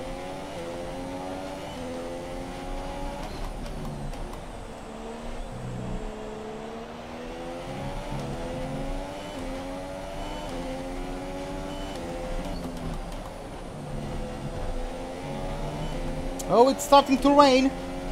The rain is falling down. Yeah, I can already see spots of rain on the monitor. Also, drops of rain going through my rear wing.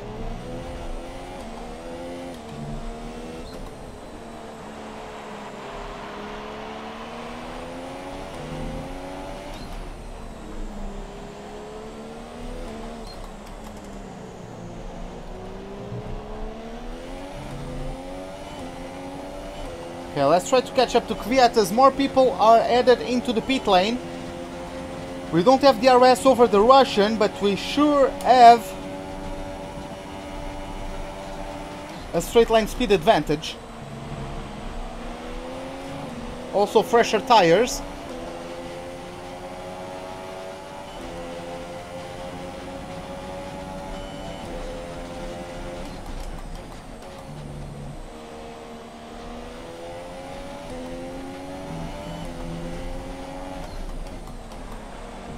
He's trying to come back at me. Let's be mindful of the conditions. The track is getting wetter. Recommend you stay out for now though. Be much slower if we move on to Inters this early. We're considering switching to an alternate strategy. Already? Change or stick to plan A. Oh. Understood, copy that. I got like, what the hell?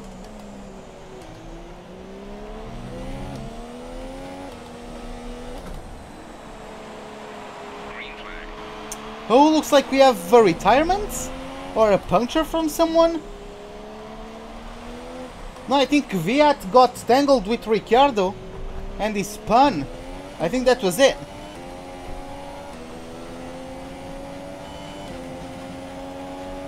Our gap to our teammate is 47.4 seconds. Some information on Ericsson. They seem to have an issue. Oh, Ericsson got a puncture right out of the pit lane. God damn it. Look at that. Oh, that wasn't right out of the pit lane, but he got a puncture, a front right puncture for the Swede. And yeah, that's quite unfortunate because he just begun his... Well, yeah. He just begun his lap, so he's going to do an entire lap on a punctured tire. Quite unfortunate for Ericsson, who is doing a quite decent race. He was doing quite a decent race, but that's how it goes sometimes.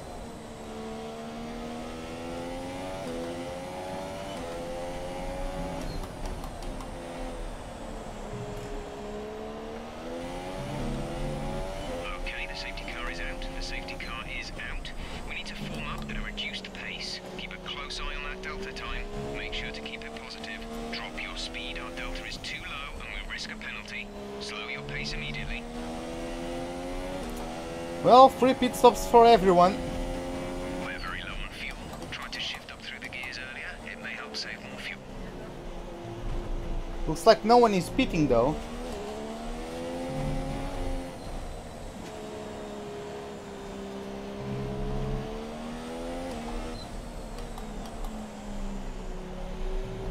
How am I 6/10 up on the delta? God damn it! This thing wants you to go so slowly.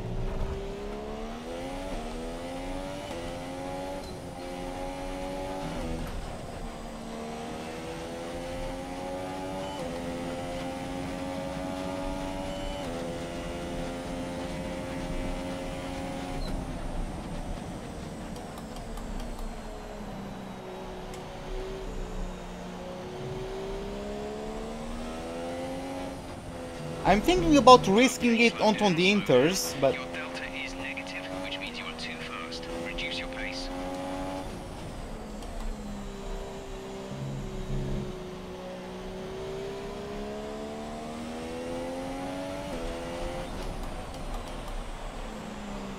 Oh, Palmer is out!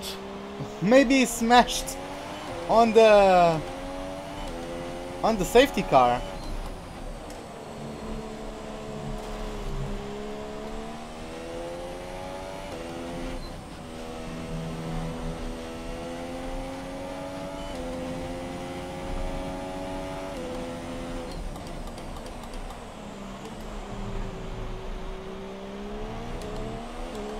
Ericsson is not pitted yet.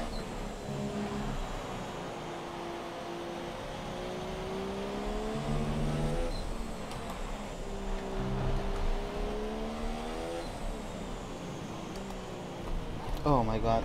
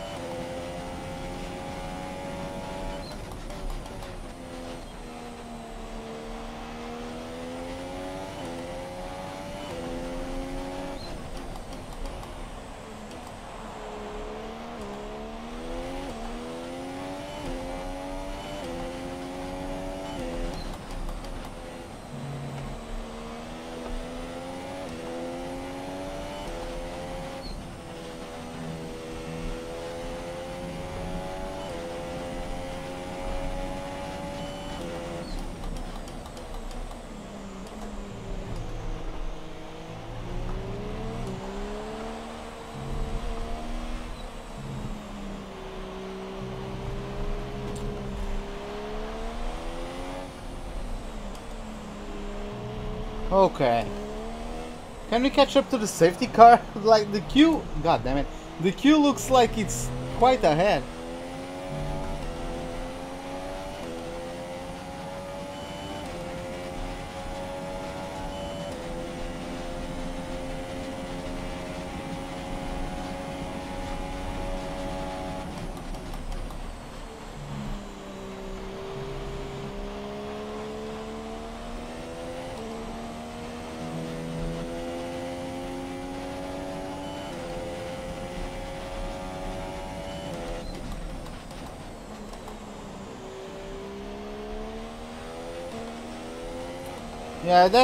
Yeah, the track is definitely getting wetter. It's just not wet enough for inters. Situation, but I don't think we have cause to move on to a different tire yet.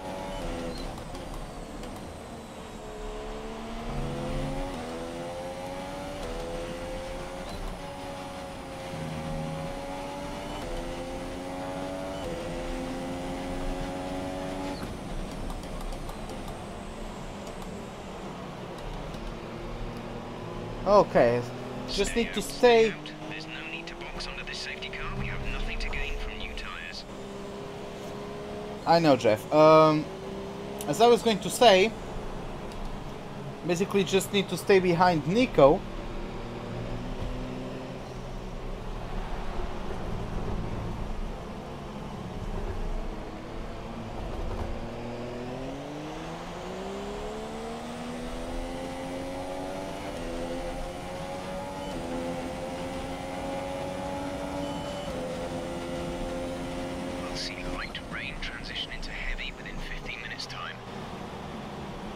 Oh, it's going to transition into heavy rain. Okay. Okay, we're low on fuel. Try shifting up the gears a little sooner. This should help us save some fuel.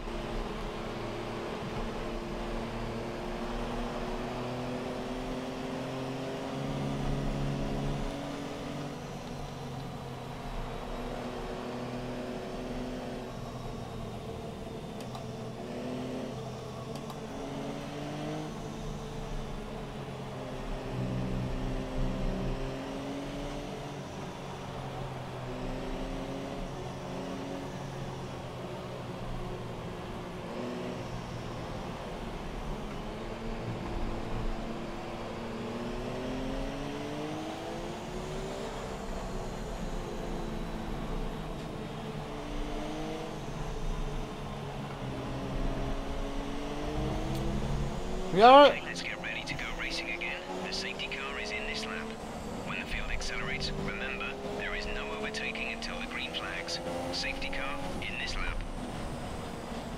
We are still under-fueled, but...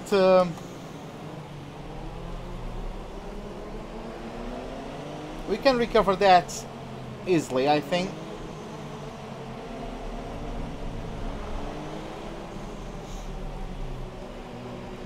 A 1.1 lap deficit isn't that big of a deal.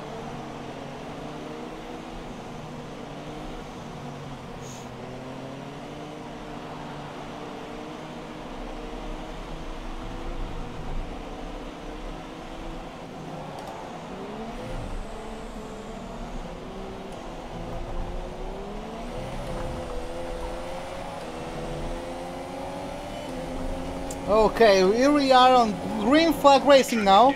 So we just start about lap 23.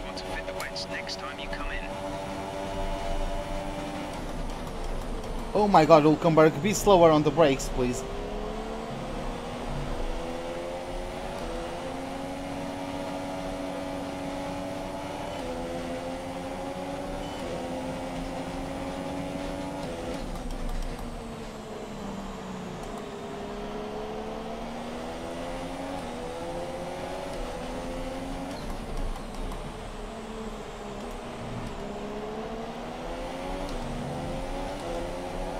Looks like we got a better exit than the Dutch.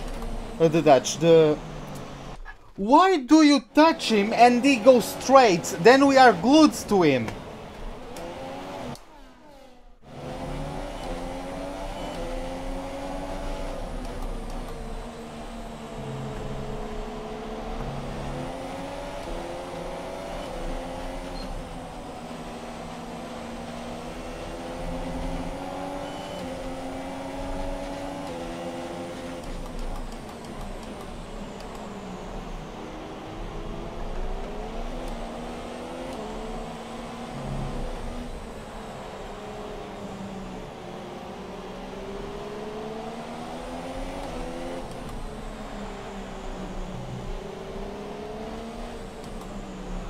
Oh, looks like Hamilton. Oh, that's a poor decision.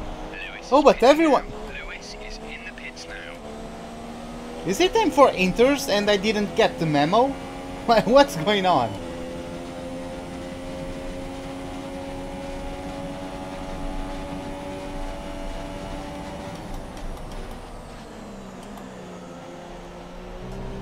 Someone retired? No, it was because of the puncture from Ericsson. He was going so slowly that he brought up the safety car. Because he got a puncture right on the beginning of the lap.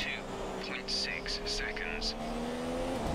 Oh, and looks like... oh no! The retirement was Palmer, who probably just smacked onto the rear of the safety car when everyone was still catching up to it.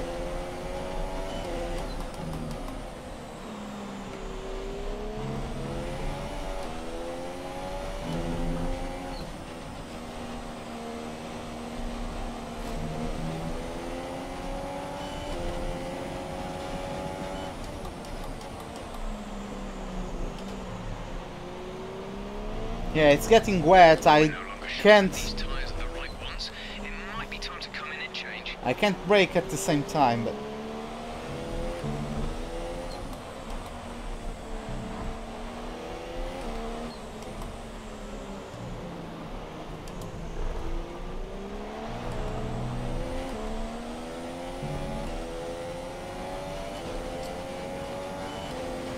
okay, so the guys are switching once again. It's still dry tires. No, they haven't. They haven't because DRS is still enabled. They wouldn't pit for inters.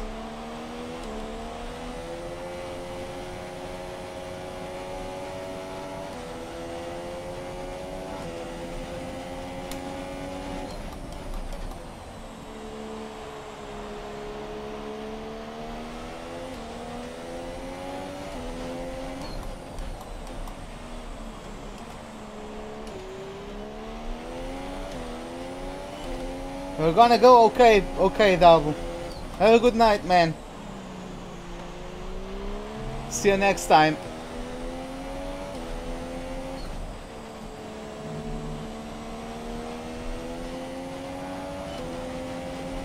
What the fuck are the AI doing? Well, they probably had a pit stop scheduled. You need to pit in this lap. See, just like Jeff wants me to pit now. Like on the strategy menu, I was scheduled to pit at lap 20, but the safety car came out and no one pitted. So they are pitting after the safety car.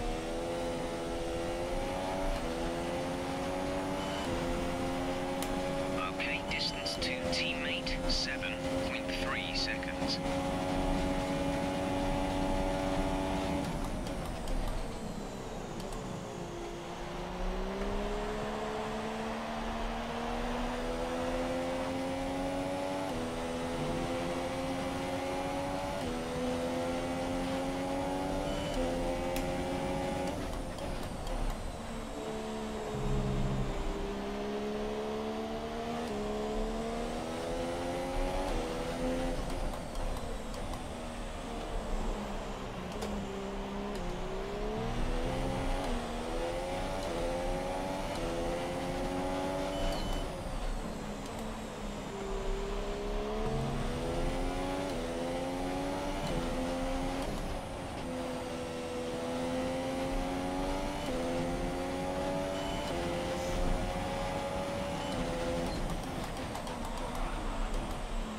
The hell? The hell? I got touched from behind. I swear to God, man, that's such bullshit.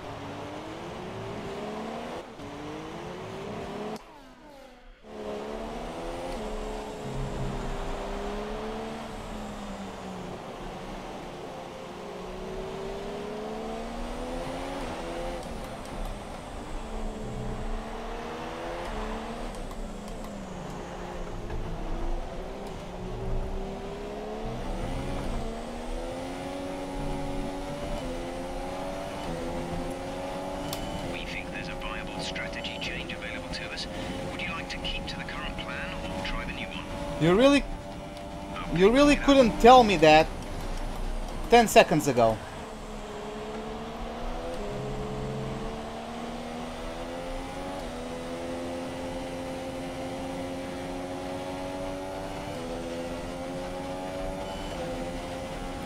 Well, there goes Ricciardo. Hey Miggy, what's up, man? Welcome to the live stream. How are you doing?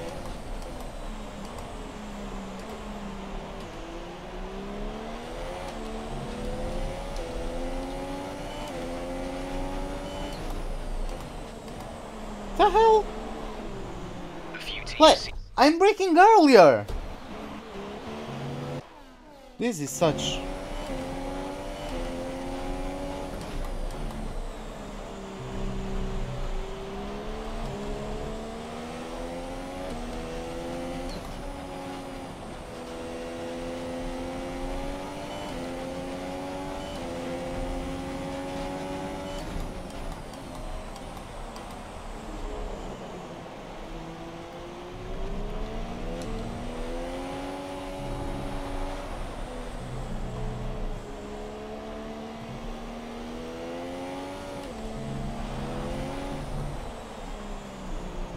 Well, most likely he did. Stewards have now disabled DRS. DRS is now disabled.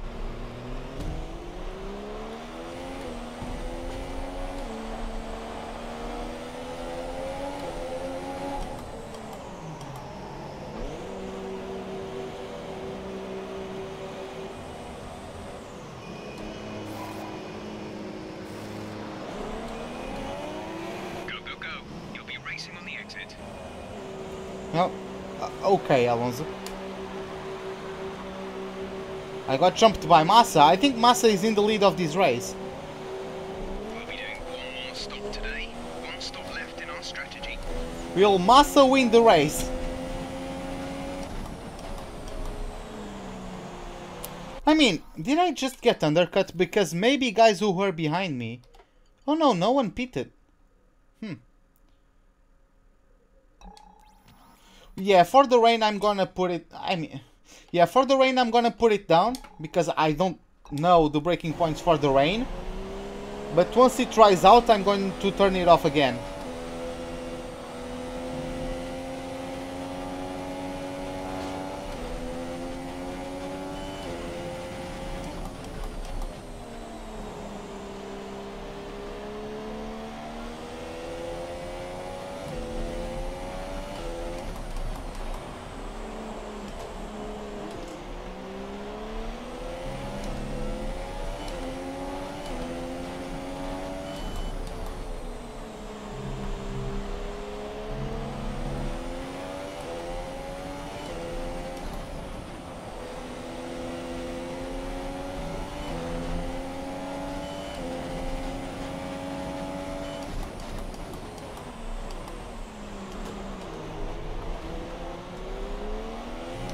Well, I mean, Stroll pitted when we were racing.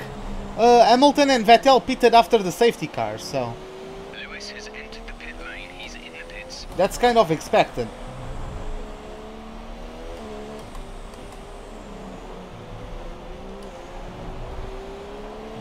But yeah, Massa is going to lead the Grand Prix now.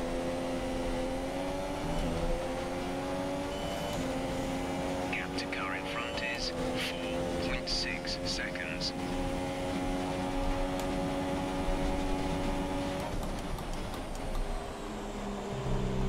How was qualifying? I qualified in P7 because the qualifying was entirely in rain.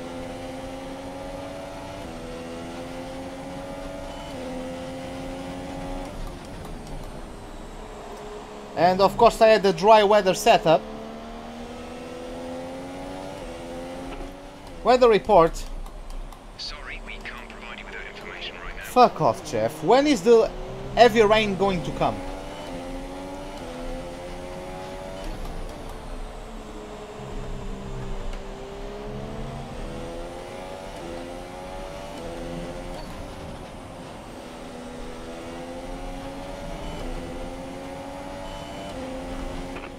Weather report.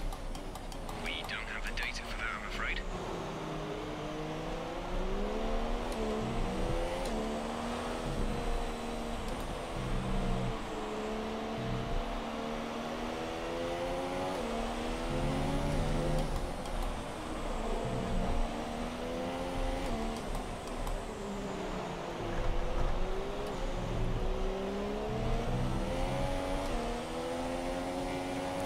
Well, they shot themselves in the foot by pitting right after the safety car.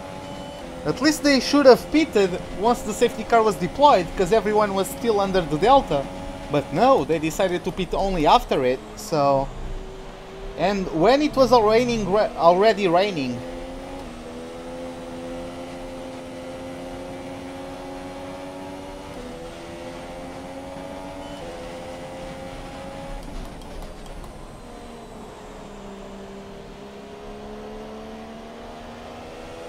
Okay, let me just complete the lap and I'll show you guys that.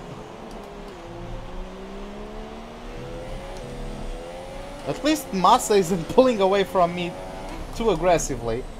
I think he's still pulling away, but... Car in front.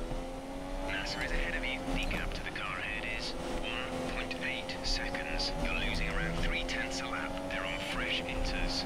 We think they've got one more stop. The time last lap was a 1 minute 33.3.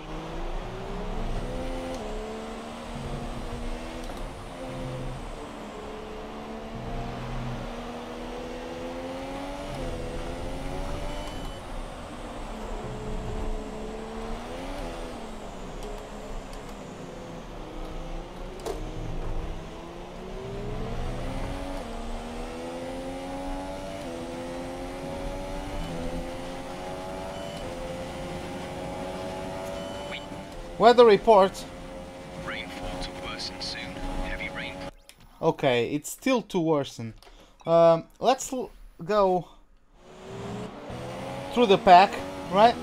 So we have Massa in P1, followed by me, then Ricciardo, then Verline is in P4.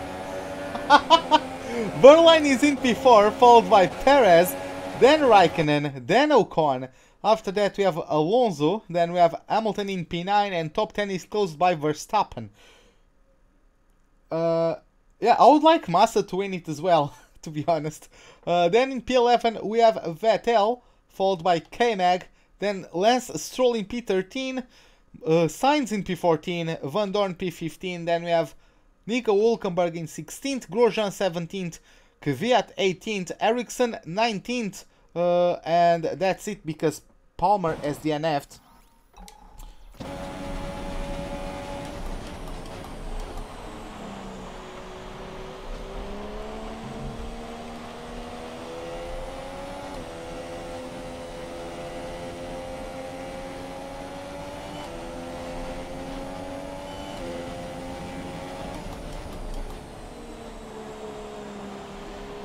Hey Liquid Blocks, what's up, man?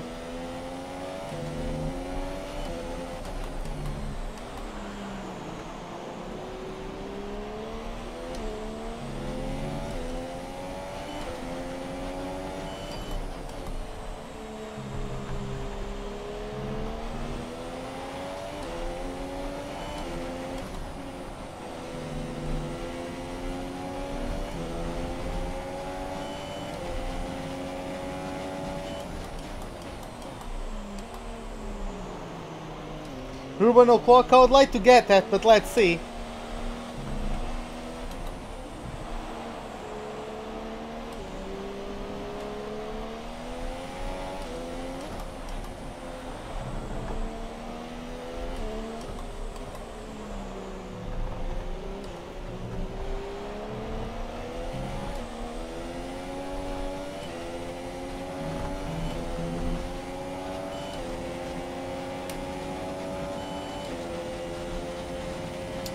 No, Miguel. No.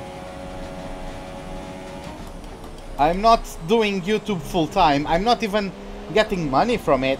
I don't have 1,000 subscribers, so I can't do it.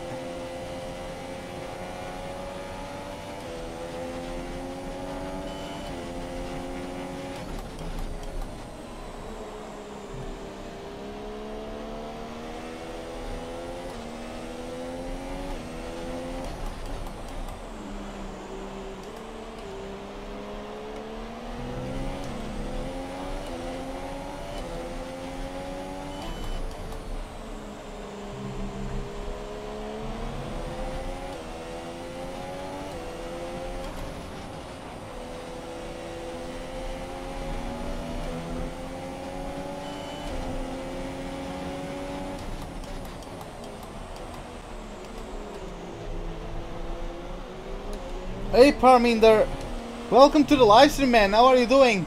Well, I'm very sorry, I don't remember you. Because it's been so long, I have very poor memory. So yeah, man, I apologize, but I don't remember. But yeah, man, welcome back. How are you doing, man? Where do I work? I work on the financial department.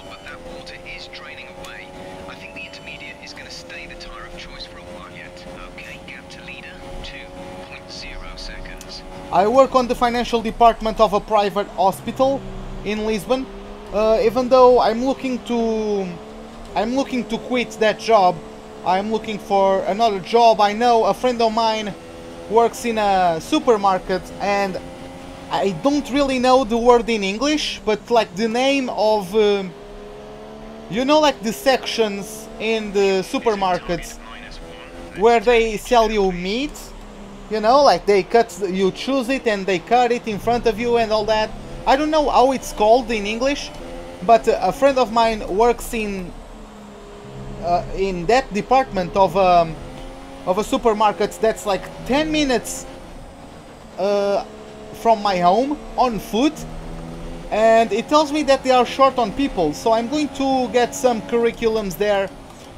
Maybe I could get accepted there because, like, he's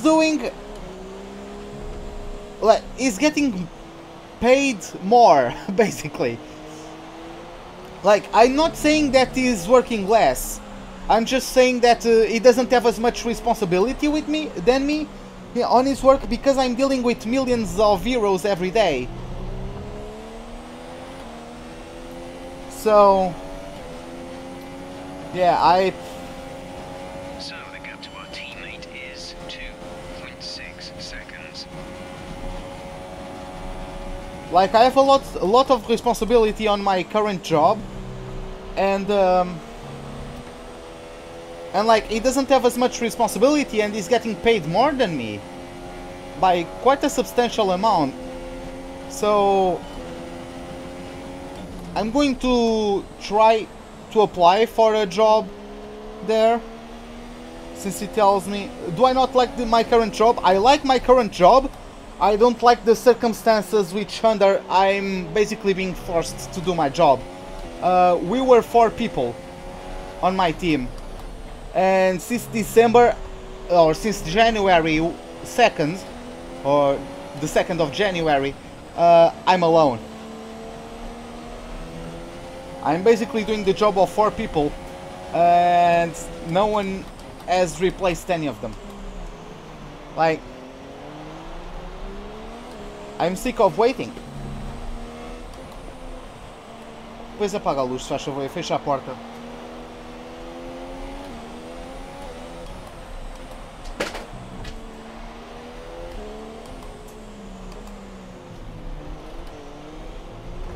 Weather should improve in 10 minutes time. Light rain in 10 minutes. Well, I'd like to, like, I would, it would be great, especially because if I got the job, I would probably be working alongside one of my best friends, if not my best friend. So that would be nice as well.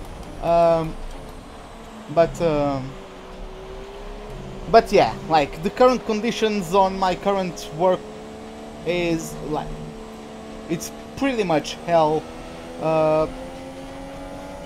Like, yeah. I get depressed even thinking of going there tomorrow.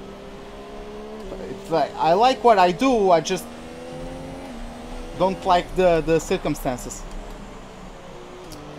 They got someone, but I was supposed to teach them, and for some reason, I don't know if I'm a bad teacher or something, but she told me that she wasn't getting my explanation. She couldn't do it alone because she wasn't getting my explanation, and like, I had no other way to explain to her how to do it. I made drawings and everything, like, I tried my best, but I couldn't get to her, so she went to another department.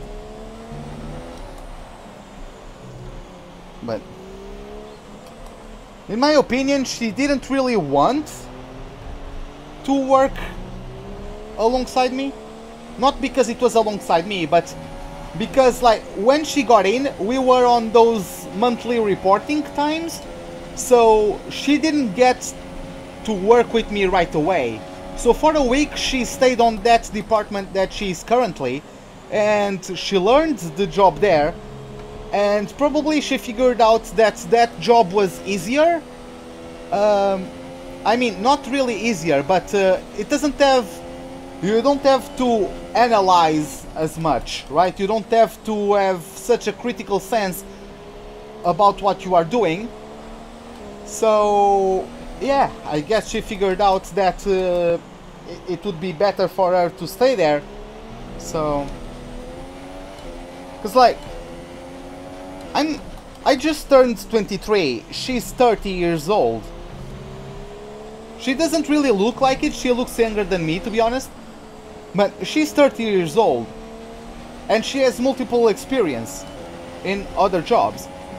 So I really don't buy it that she just couldn't understand me.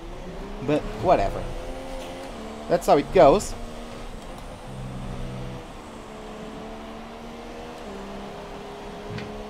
Yeah, I don't really think she was trying to learn or not. Sorry. Let me rephrase. Shut up, Jeff. I don't really think she was trying to learn.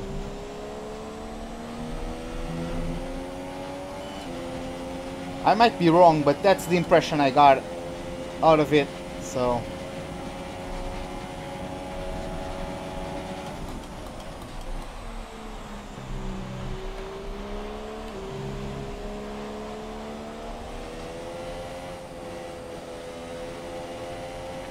was a second a lap faster than you. Yeah, Massa picked up the pace. We're considering switching to an alternate strategy. Do you want to change or stick to plan A? Full wets? Oh. Got that confirmed. I don't think I will change. Like, if we are going for the full wet tires, I'm not going to change. Because it won't be... I'm not sure if we are going full wet, but if we are, I'm not going to change it. Because it won't be for too long that we are going to stay on those full wets. Because we are already past halfway through the Grand Prix, and the race is going to end dry. This race is going to end on dry compound of tires. At least according to the strategy menu.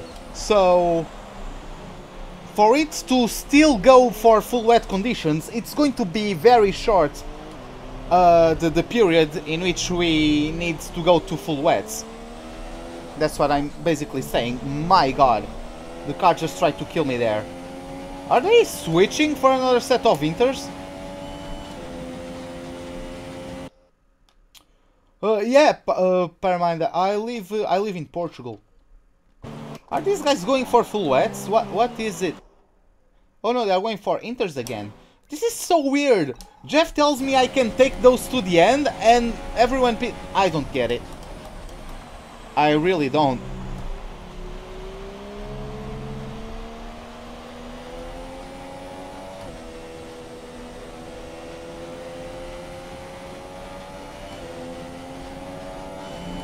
But yeah, man, are you living in India, or you are just Indian but not living in India? Because, what is it? 2 in the morning in India at the moment? Something like that? Maybe even later?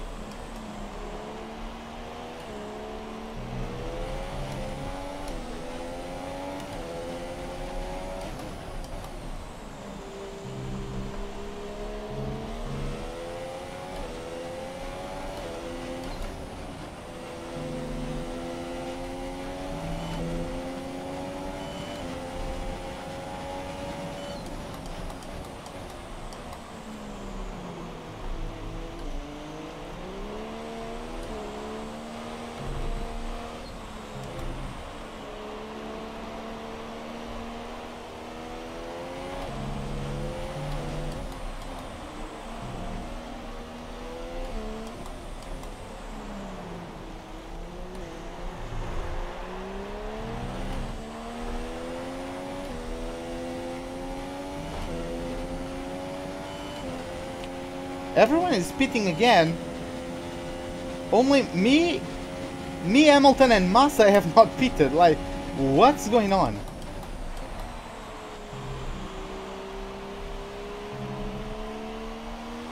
Oh, you are living in India. Okay. Well, man, like it's people who visit Portugal as like tourists. They like Portugal. I don't particularly dislike living in Portugal, but yeah, man, if you ever could visit, it would be great, because at least consensus among like tourists, it's that it's one of the best places to visit.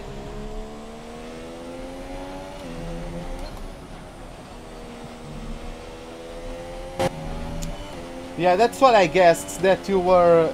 Yeah, I was going to ask that if you are like doing late shifts or something like that.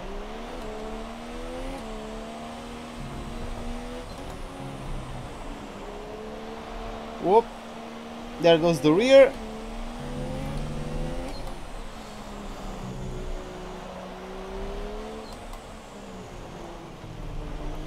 But the strange thing is that these guys are pitting for another set of inters when we might soon be on the full wets. And the car just tried to kill me there, by the way.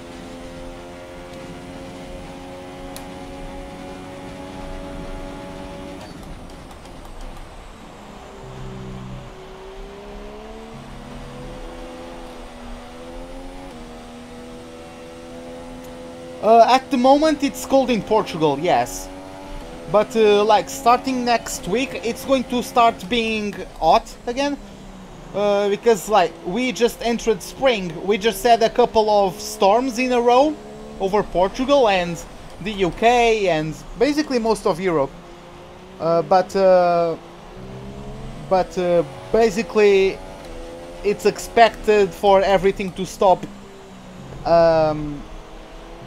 like in Saturday or Sunday. So next week we'll get back to being hot.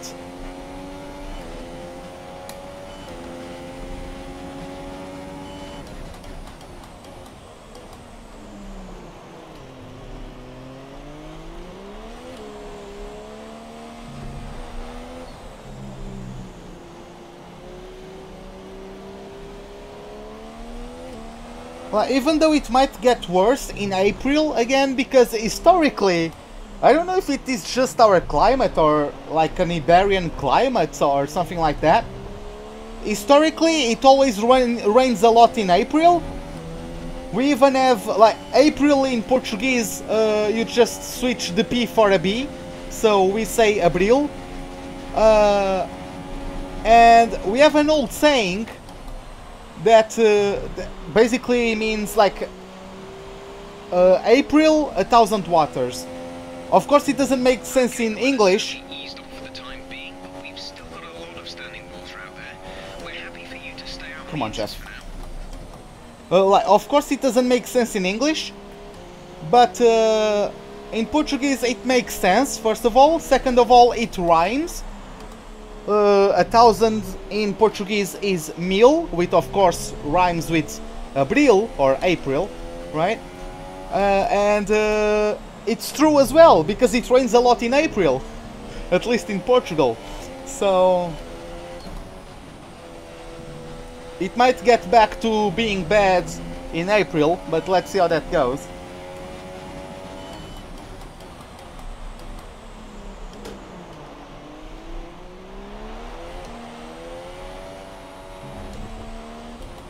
Yeah, like,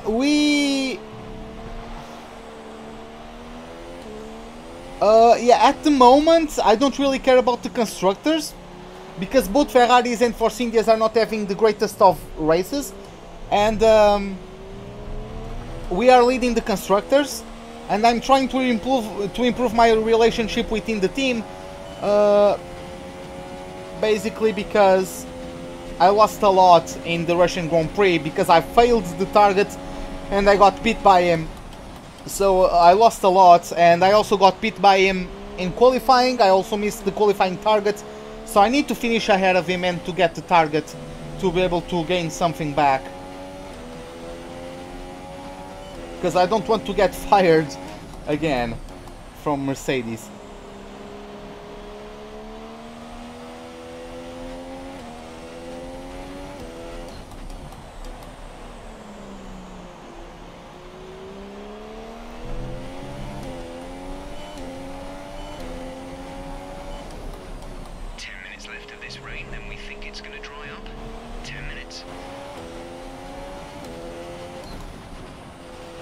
Going to dry up in 10 minutes, you say, game? Okay.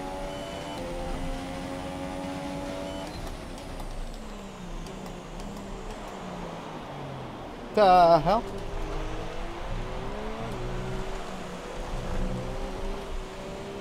I hate the way, like, if the guys aren't, if the AI isn't going on the optimal line, they come back to the optimal line when they can, but when they do that, they also break. Doesn't he have to pit? I guess he doesn't for some reason. I have no idea. Well, there he goes. I have Van Dorn. Let's take a look currently. My wheel is the Ferrari edition. Yes, it is the Ferrari edition of the. It's not Legend edition. It's just the Thrustmaster T150 Ferrari edition. Yeah, that's it. Let's take a look at the pack at the moment. So, Massa is leading, followed by Hamilton, then me, then Van Dorn, then Sainz, okay, Then we have Ocon, followed by Verstappen, then K-Mag. Verline is in P9 and Ricciardo is in P10. Then we have Vettel. But why is he...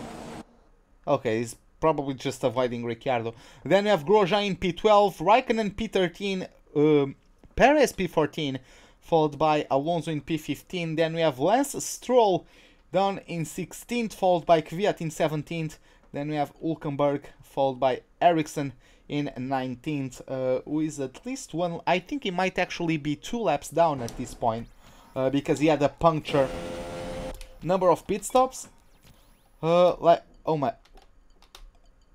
4 pit stops? 1, 2, 3. Like, huh, I thought they were only on 3 pit stops. Why are they on 4? I don't understand it, to be honest. Palmer DNF'd, but... Ericsson is like 2 laps down or something, but these guys have 4 pit stops? I don't know why.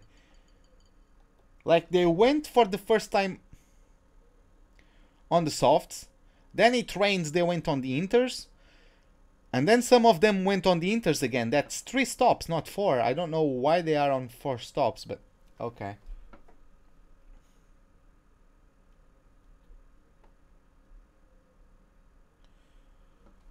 Not as reflexive. I'm not sure what you mean about that. Like, I didn't mess with any settings. Maybe you have too high degrees of rotation? Is that what you mean? Like, because the steering wheel movements on the game are exactly the same as the movements I'm doing on the wheel, because I have 180 degrees of rotation in this. What I mean by that is that my wheel only goes to here, right? Of course I can go all the way, but like from this point onwards it creates a lot of resistance. I really do have to push it to turn it. Maybe that's what you are referring to, or maybe it's just input lag, which I don't really notice too much.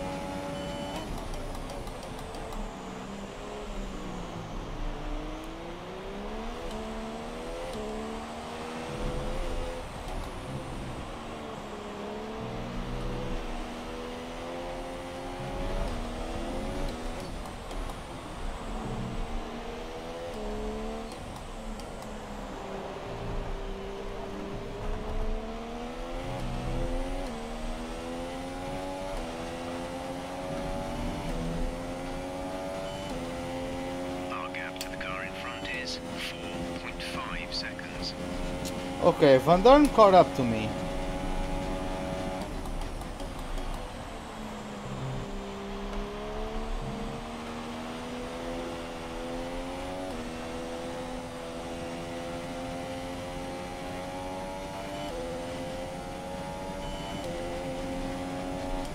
Weather report.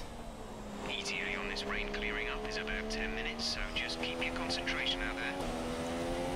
Okay, I'm guessing like 10 laps until we switch tires.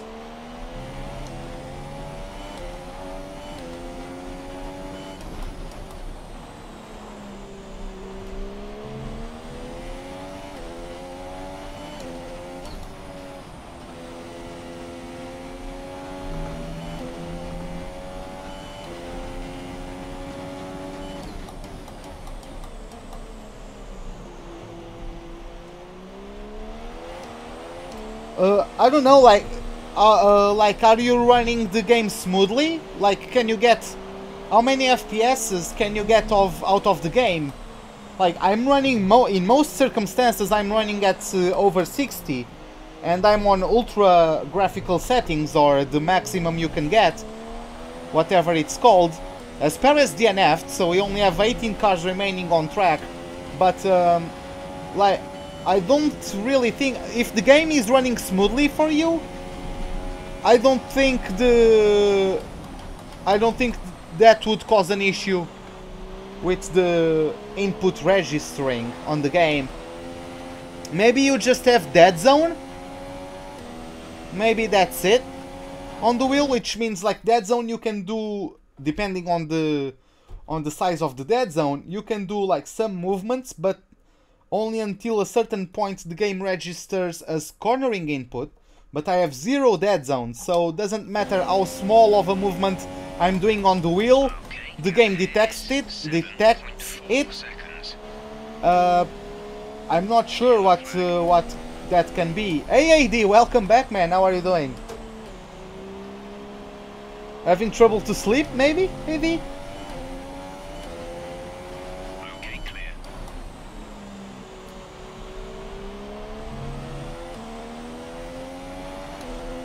But yeah, if the game runs smoothly to you, it shouldn't be causing any problems on the wheel. So maybe it's just calibration. I'm not sure. I'm not sure.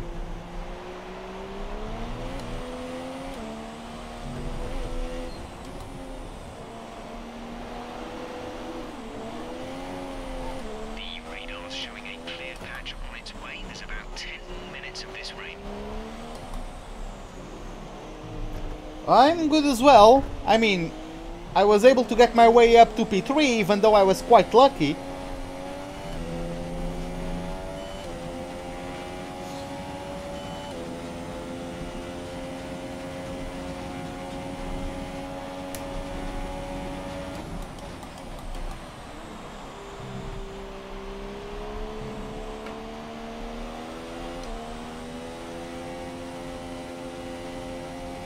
The track is drying, but it's going to take a while to clear the standing water off the line.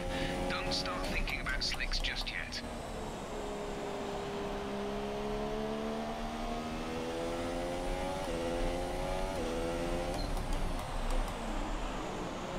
Of course I'm not going to think about the slicks just yet, Jeff. It's still raining.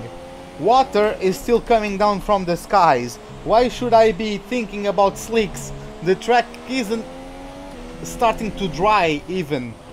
Like, who's out? Palmer and Perez.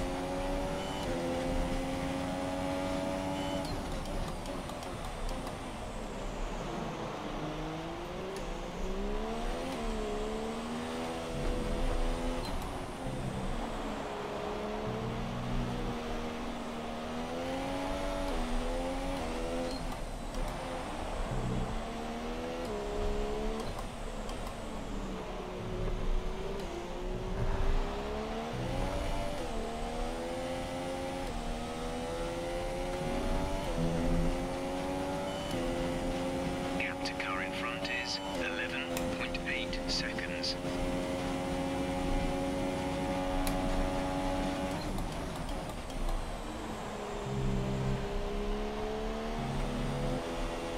You're losing a small amount of time to the car behind. Keep pushing.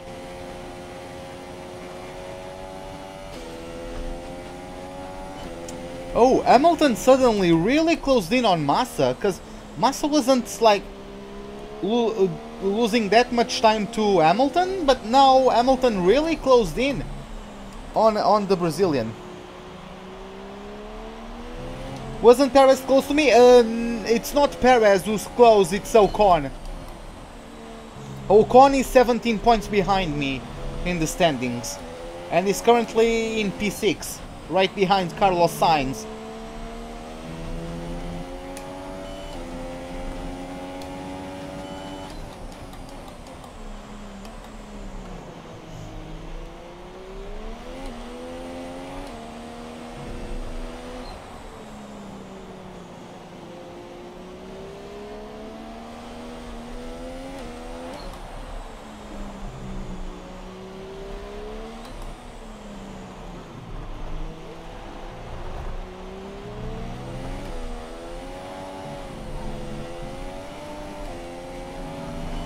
I swear to God, this car is trying to kill me. Who's in the pits? Looks like Sainz, I think.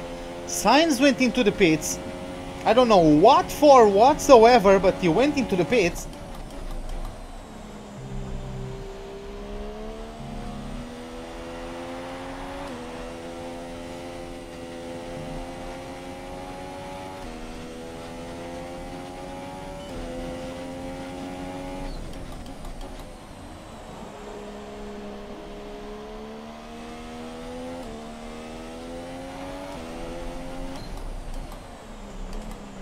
Yeah, they were leading the constructors.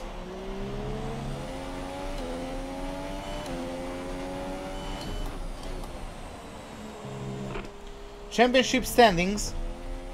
As things stand, we'll be leading the championship. Yeah, if the race ended right now, I would still be leading the championship. Oh, okay, Pam, thanks a lot for dropping by, man. Hopefully see you in an upcoming live stream, man.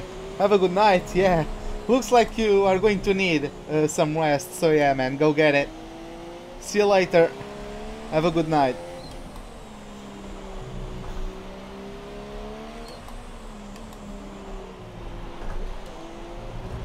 Massa has just turned into the pits. Massa pitting. Massa is spitting, god damn it. Everyone and their mother is spitting, like... The car ahead is 11.8 seconds. I just don't get this at all.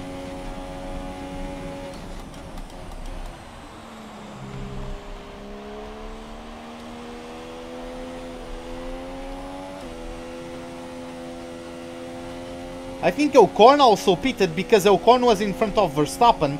The one behind him is Perez, I think.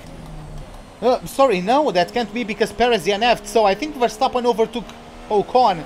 Fuel is looking really good. You're managing it well. Yeah, baby. Thank you, buddy. Hey man, thanks for the subscription, man. Glad you enjoyed the live stream, man. They have some kind of mechanical problem. Oh, and now Ocon has a problem. Disastrous weekend for the Force India team. Now they have a problem. On Ocon's car is going to be dropping back quite a bit. I don't know if anyone is going to be able to capitalize on that and overtake the Frenchman. But yeah, man.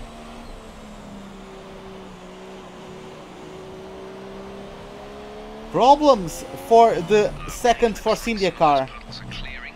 We're still on the right time for the time being, but we're not a million miles away from slick conditions.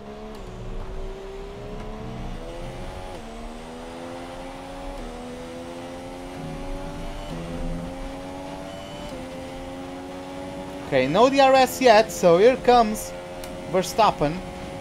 Hamilton is already 18 seconds in front of me. Soon he's going to gain an entire pit stop on me. Let's see how it goes. He's already doing the hairpin. He's already at turn 5. What the hell? Grip up! Well, okay. Hamilton-Rosberg moment there. Like, look at it. I got it, and then it just kept on sliding.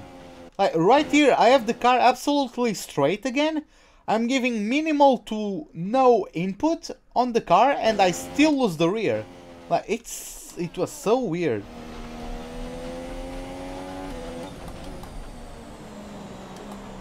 Yeah, oh, okay. Now the car decided to not stop.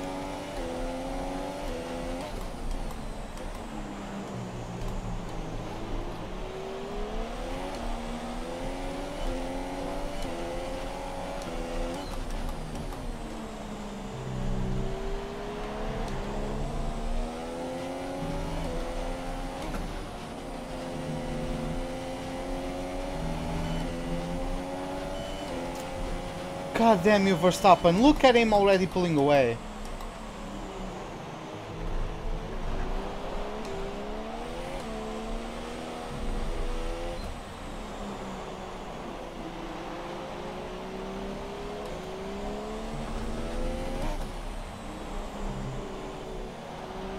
Okay, I think the track will be drying out quite soon. Mind you don't burn out your tyres.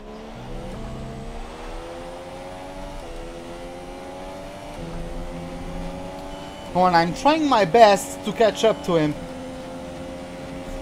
How does he even have better top end speed than me? Come on!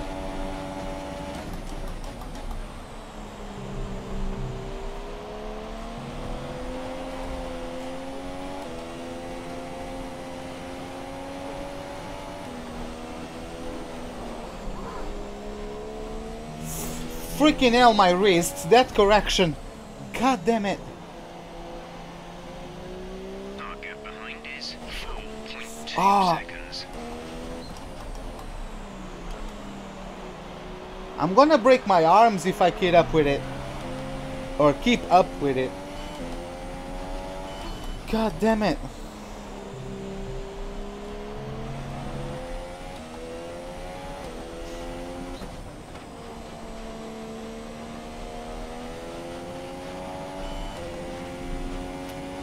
Well, we are in season 10. Verstappen wouldn't even be 30.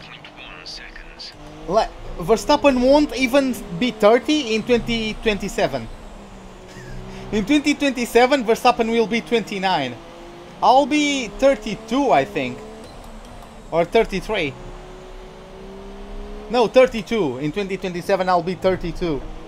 Verstappen won't even be 30 yet. Freaking hell.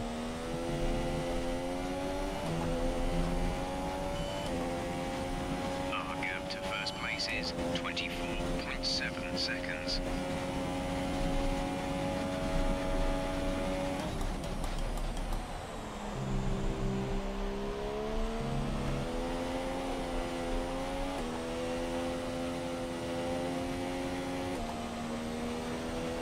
Finally, someone overtook Ocon. Why am I recreating Rosberg and Hamilton? Like, why?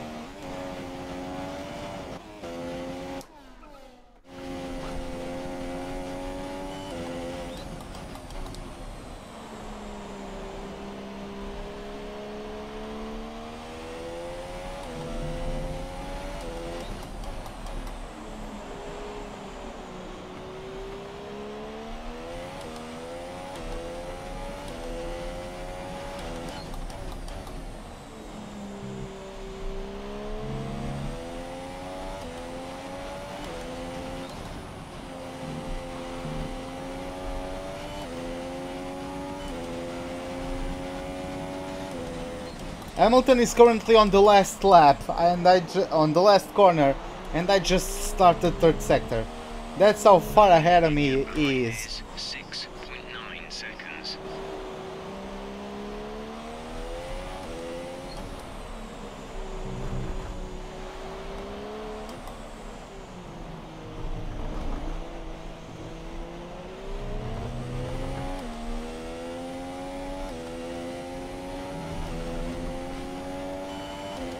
It's not raining anymore. I have no drops of rain on my car, but I still get drops of rain on the monitor. Like, oh.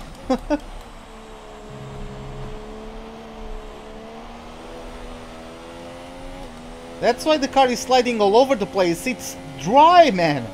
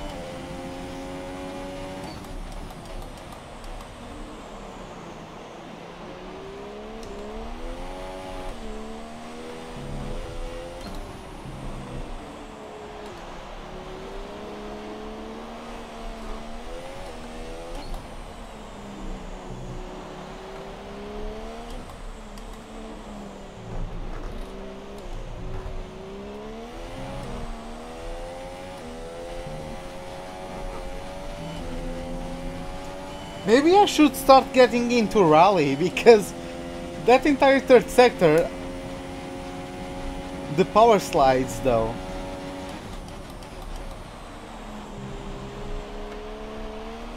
That's not really a drift, this is a power slide.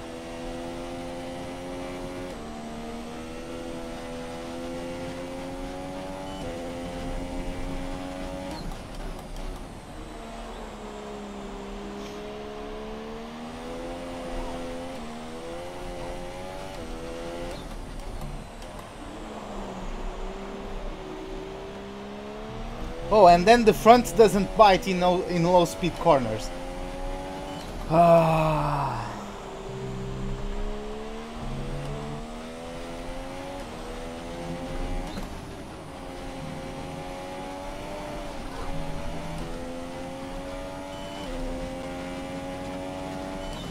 Gap to car in front is 8.6 seconds.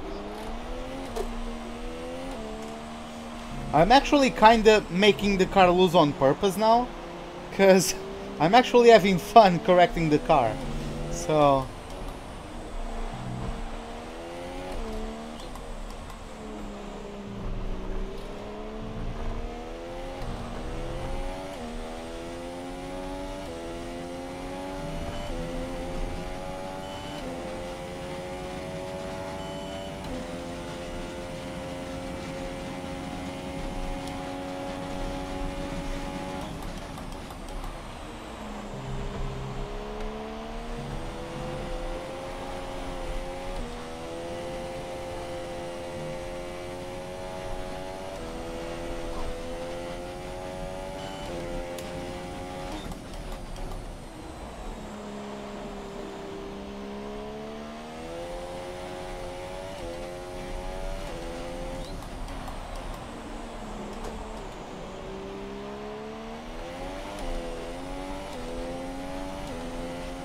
Looks like it's probably about time we change tyres.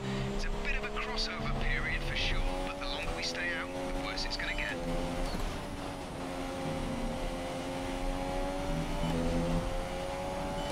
Well, I'll wait until the DRS gets enabled. Okay, now I'm going to undercut Hamilton. Box this lap. Understood, stopping this lap. We think there's a viable strategy change available to us. Would you like to keep to the current plan or try the new one? Is Verstappen going to pit as well? Okay, Verstappen is not pitting. That's weird. Confirmed.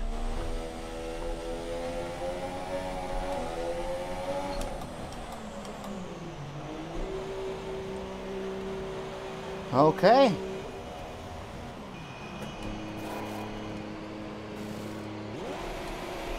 Come on, game. Now, we're racing on the exit.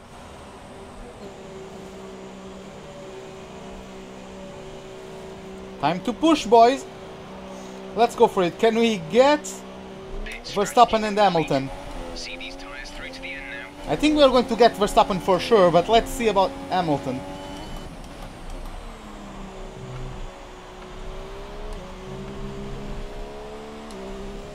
I think it's Austria. Yeah, Austria. It's like 109 or 104, something like that. The quickest lap times in these cars, especially. Like, I think last season we got very close to an under 1 minute lap at Austria. So yeah.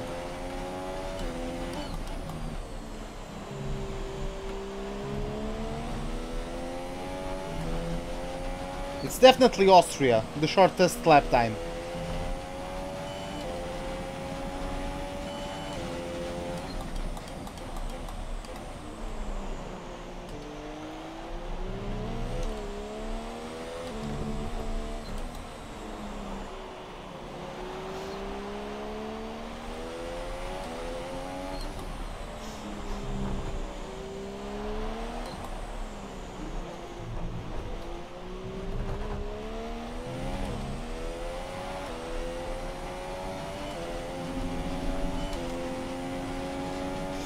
Oh, you're welcome. What? Okay. Looks like Verstappen is a universe in front of me. What the hell?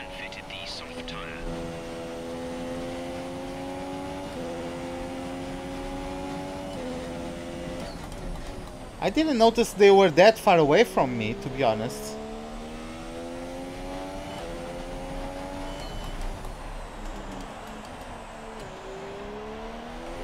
I thought I was going to get Verstappen.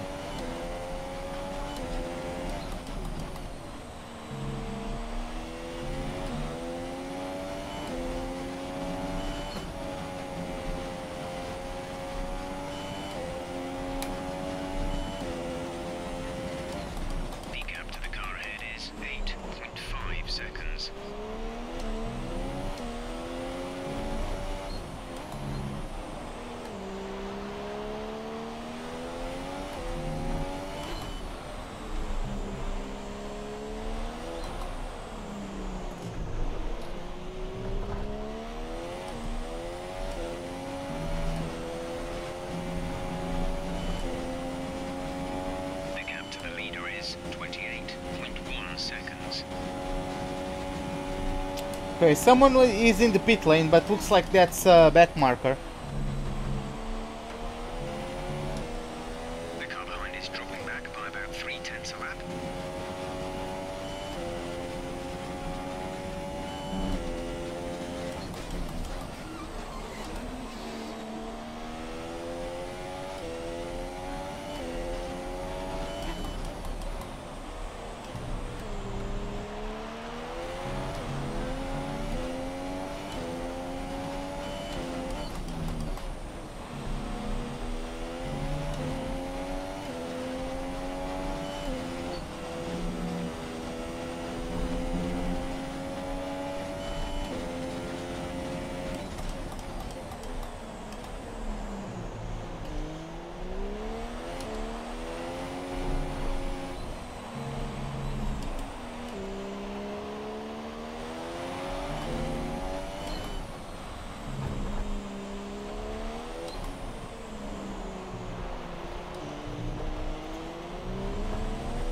Okay, 8 laps to go. Oh, people in the pit lane. Raikkonen P15, wow.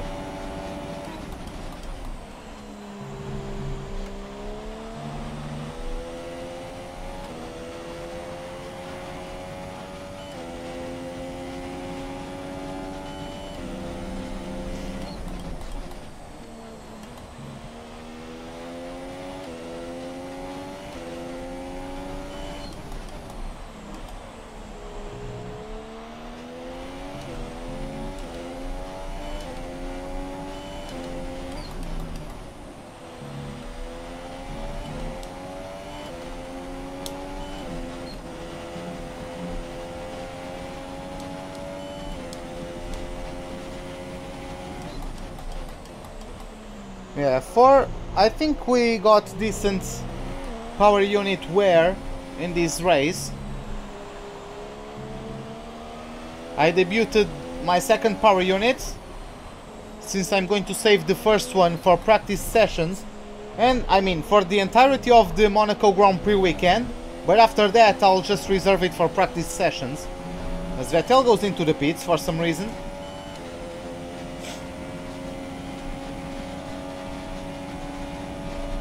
Oh, here comes K-Mag.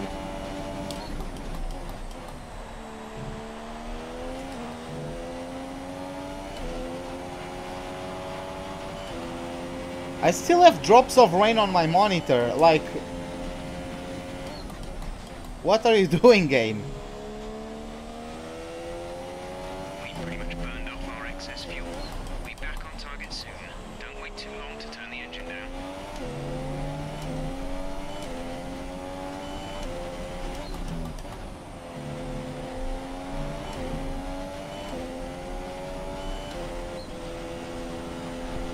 No! Okay, box. We're in. God damn it, I had to... What happened? Did I have to correct? Yeah, I felt like the car was going to oversteer, so I corrected, but it ended up not oversteering, if that makes sense. Like, I was feeling it on the limit of grip, so I countersteered as I was expecting the car to lose the rear, but it didn't lose the rear, so I ended up just going wide.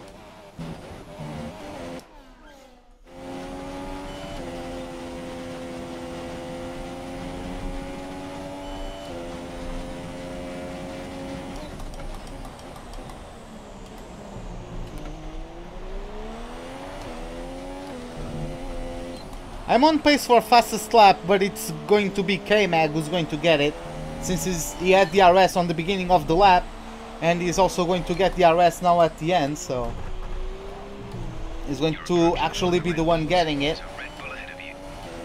Yeah, I'm closing in on Verstappen, but Our gap to the car in front is Yeah. 7.8 seconds. he's now pulling away from me.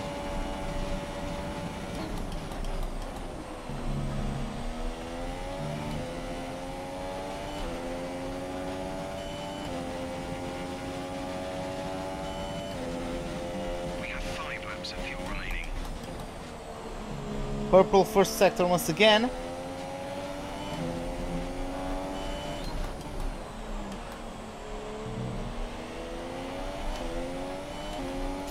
I was running no line until it started to rain because I'm not familiar with the braking zones without the rain or in the rain.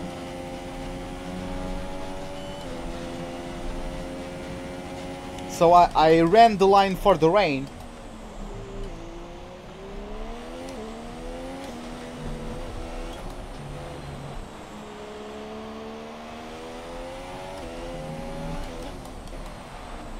It's dry now, but it's just 5 laps left, like, doesn't really matter.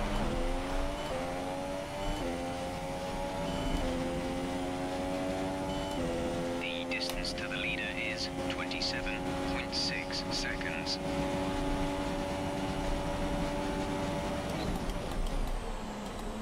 Alonso started the race in P4. He's now in P17.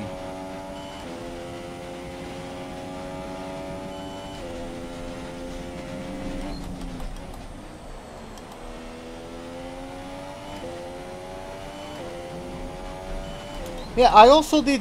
Nah, I can't do practice before FP1 because I don't have time for it. I start live streaming as soon as I get home from work.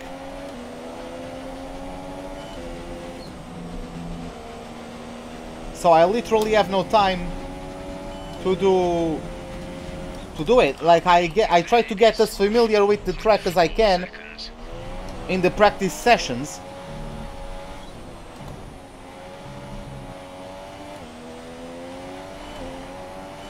And it only rained in qualifying, so I was really only worrying about being the fastest in qualifying. I wasn't really memorizing the line for the rain, so...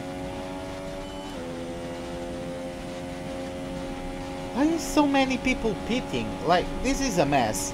The gap behind us is 6.3 seconds.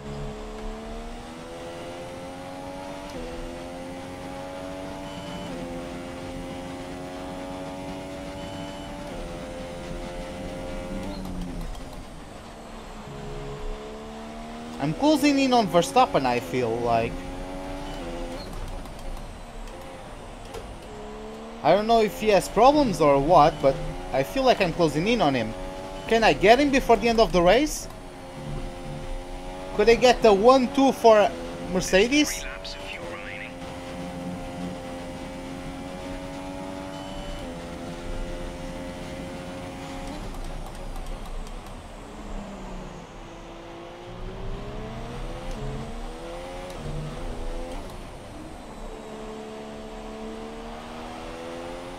Do I know who AR12 is? I do, but I don't really follow him or anything, but I sometimes get his videos suggested on me, but I don't really have time to watch any other YouTubers. I barely have time to watch the ones I really like, let alone what YouTube recommends me.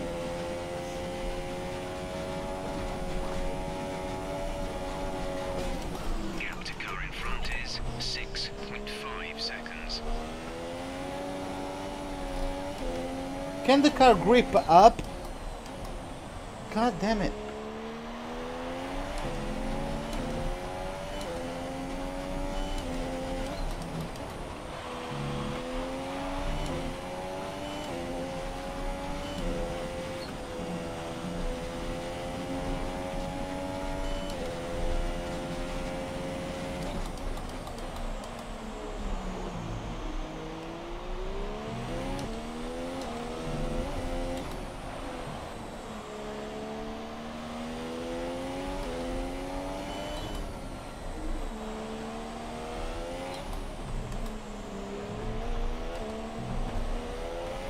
Why am I lapping Ericsson again? Like, what did...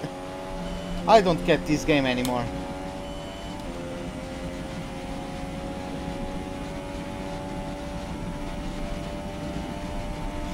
Hey Gabriel, what's up, man?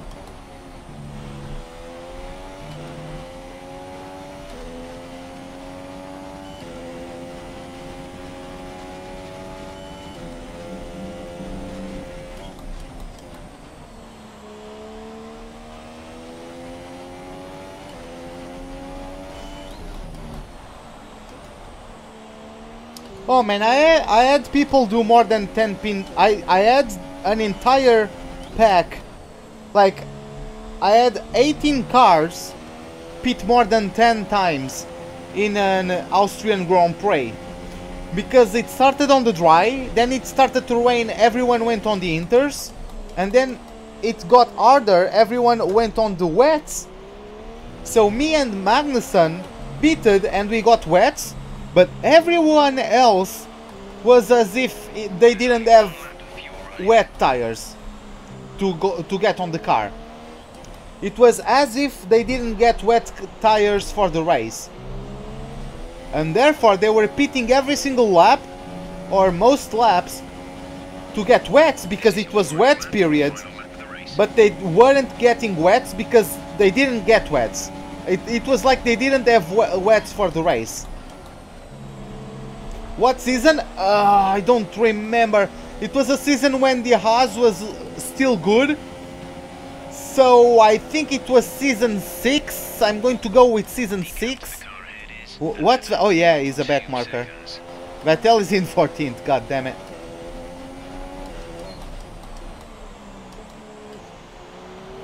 Yeah, I don't remember what season that was, but I'm going to say season 6 if I have to bet. Because the Haas were still good on that thing. But yeah, looks like Lewis Hamilton is going to take his first win in forever. As he crosses over the line to take the win of the Spanish Grand Prix. Verstappen is going to be able to get second place, and I'm going to complete the podium. Complete the podium. No man, I think it was 6. In season 7, who was I running with? Force India? I think it was season 6. But well, we crossed over the line in P3, started P7, we had an incident with Alonso, we had to pit, we were last at one point, but we still climbed up the pack. We were lucky, but we are still able to get in a position to take advantage of that and claim P3. Brilliant stuff from Mercedes today. That's another historic win. And Anthony Davidson, give me your thoughts. How did they accomplish this result? Well, they played the safety car to absolute perfection. There are so many factors to worry about once the race is neutralised. I mean, do you pit for fresh rubber? Do you have the space behind you? How much fuel can you save? If you answer all of those questions correctly, you'll have a good chance. And that's exactly what happened today.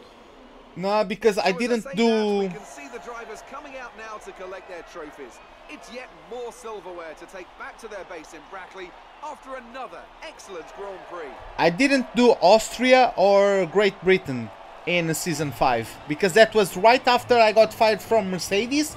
And what happened was that I got fired from Mercedes and my only option was to go to Sauber. So what I did for Austria and Great Britain, I ran 3-lap races with 0 AI difficulty, because I knew I could get a better deal when you get that contract event after Silverstone. So shut up, Jeff. Okay, shut up, Jeff. Yeah, like, I went and did those 2 races on 0 AI, 3-lap races, so I could improve my rating with some other teams, so I could get back to another team. Because I wasn't going to stay at Sauber for the remaining of the season, right? So, yeah, that's what happened at season 5. Because I got fired from Mercedes and my only option was to go to Sauber. And yeah, that was basically that. After those races, I was able to get a spot on a Red Bull, and as they say, the rest is history. Hasn't it? Very clean, very smooth. He can be really pleased with that one. And now let's take a look at the constructors' standings. Mercedes have extended their lead at the top of the standings. Meanwhile, a strong weekend from Red Bull this time out, and they improve their position in the championship. After all that excitement, it's time for a lie down, I think. Thanks for joining us, and goodbye until the next race. I think McLaren are actually on the place they are going to be in 2018, 5th best car, because I don't think the Force India... Why? I think people are sleeping on the Force India team, I don't think they lost their place off fourth best team. I really don't think so. As good as the McLaren chassis and aerodynamics might be, and even though they are basically in the same situation as Red Bull, good aerodynamics, good chassis, but Renault engine, I think Force India are still going to be ahead of McLaren. But let's see how that goes. So Toro Rosso got their first points of the season, and Sauber as well. Unfortunately, Sauber only got 1 point and Toro Rosso got 2. God damn it. God damn it. Yeah, Sainz finished ahead of Verline. But, yeah, Verline with 5 stops. Those guys, 13. See, 13 pit stops for these guys. I have no idea what happened with them, but that's, yeah, that's something. That's something else. Well, let's go to our motorhome. Let's see if anything pops up. If it doesn't, we are going to see if anything pops up when you reach the Principality of Monaco. Okay, let's just wait for the loading to finish. Okay, almost 1500 points. We beat Vettel and we are leading him by 2 points. We got the target. We were beaten by Hamilton though. We can total 8,300 points. We got pit stop efficiency, which is nice. And yeah, nothing else popped up, so let's go. For the next weekend, let's travel to the Principality of Monaco. Home, of course, of the Monaco Grand Prix. Okay, Eddie, see you later, man. Have a good night. But yeah.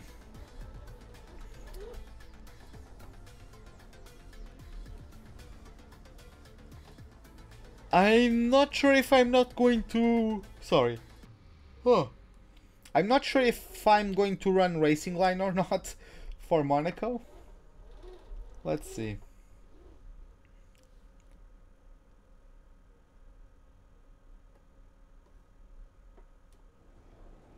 Oh, okay. Hey, good to see you again. Hey! To start development on some new upgrades. You can review these from within the laptop. I'll speak to you later, okay? Hey! Do it now? Nah, man, I can't. So no one brought an upgrade for the Grand Prix. Can we do anything? I don't think so. We actually can. I'm going with the weight reduction. Yeah, I'm going with the weight reduction, because even if I go with to the drag one, that doesn't really matter, because I'm only going to get it at Belgium. Yeah, it's going to help at Spa, a drag reduction upgrade, but after that you don't really have high-speed circuits, so I feel the chassis upgrade is better. Especially with like Singapore right after it, I mean, right after Belgium is Monza, but then we have the weight reduction that's going to come into play right after Italy at tracks like Singapore or Malaysia, right? So, yeah. Okay, lads, looks like this is it for the Spanish Grand Prix. Hope you guys enjoyed it. If you did, give me a like button. If you did not, the dislike button is, as always, right beside it. Subscribe if you'd like to see more. Hit the bell icon for any notifications of whenever I'm about to start a live stream or to post a video. Hope to see you guys next time and have a wonderful day. Goodbye. Come on, OBS.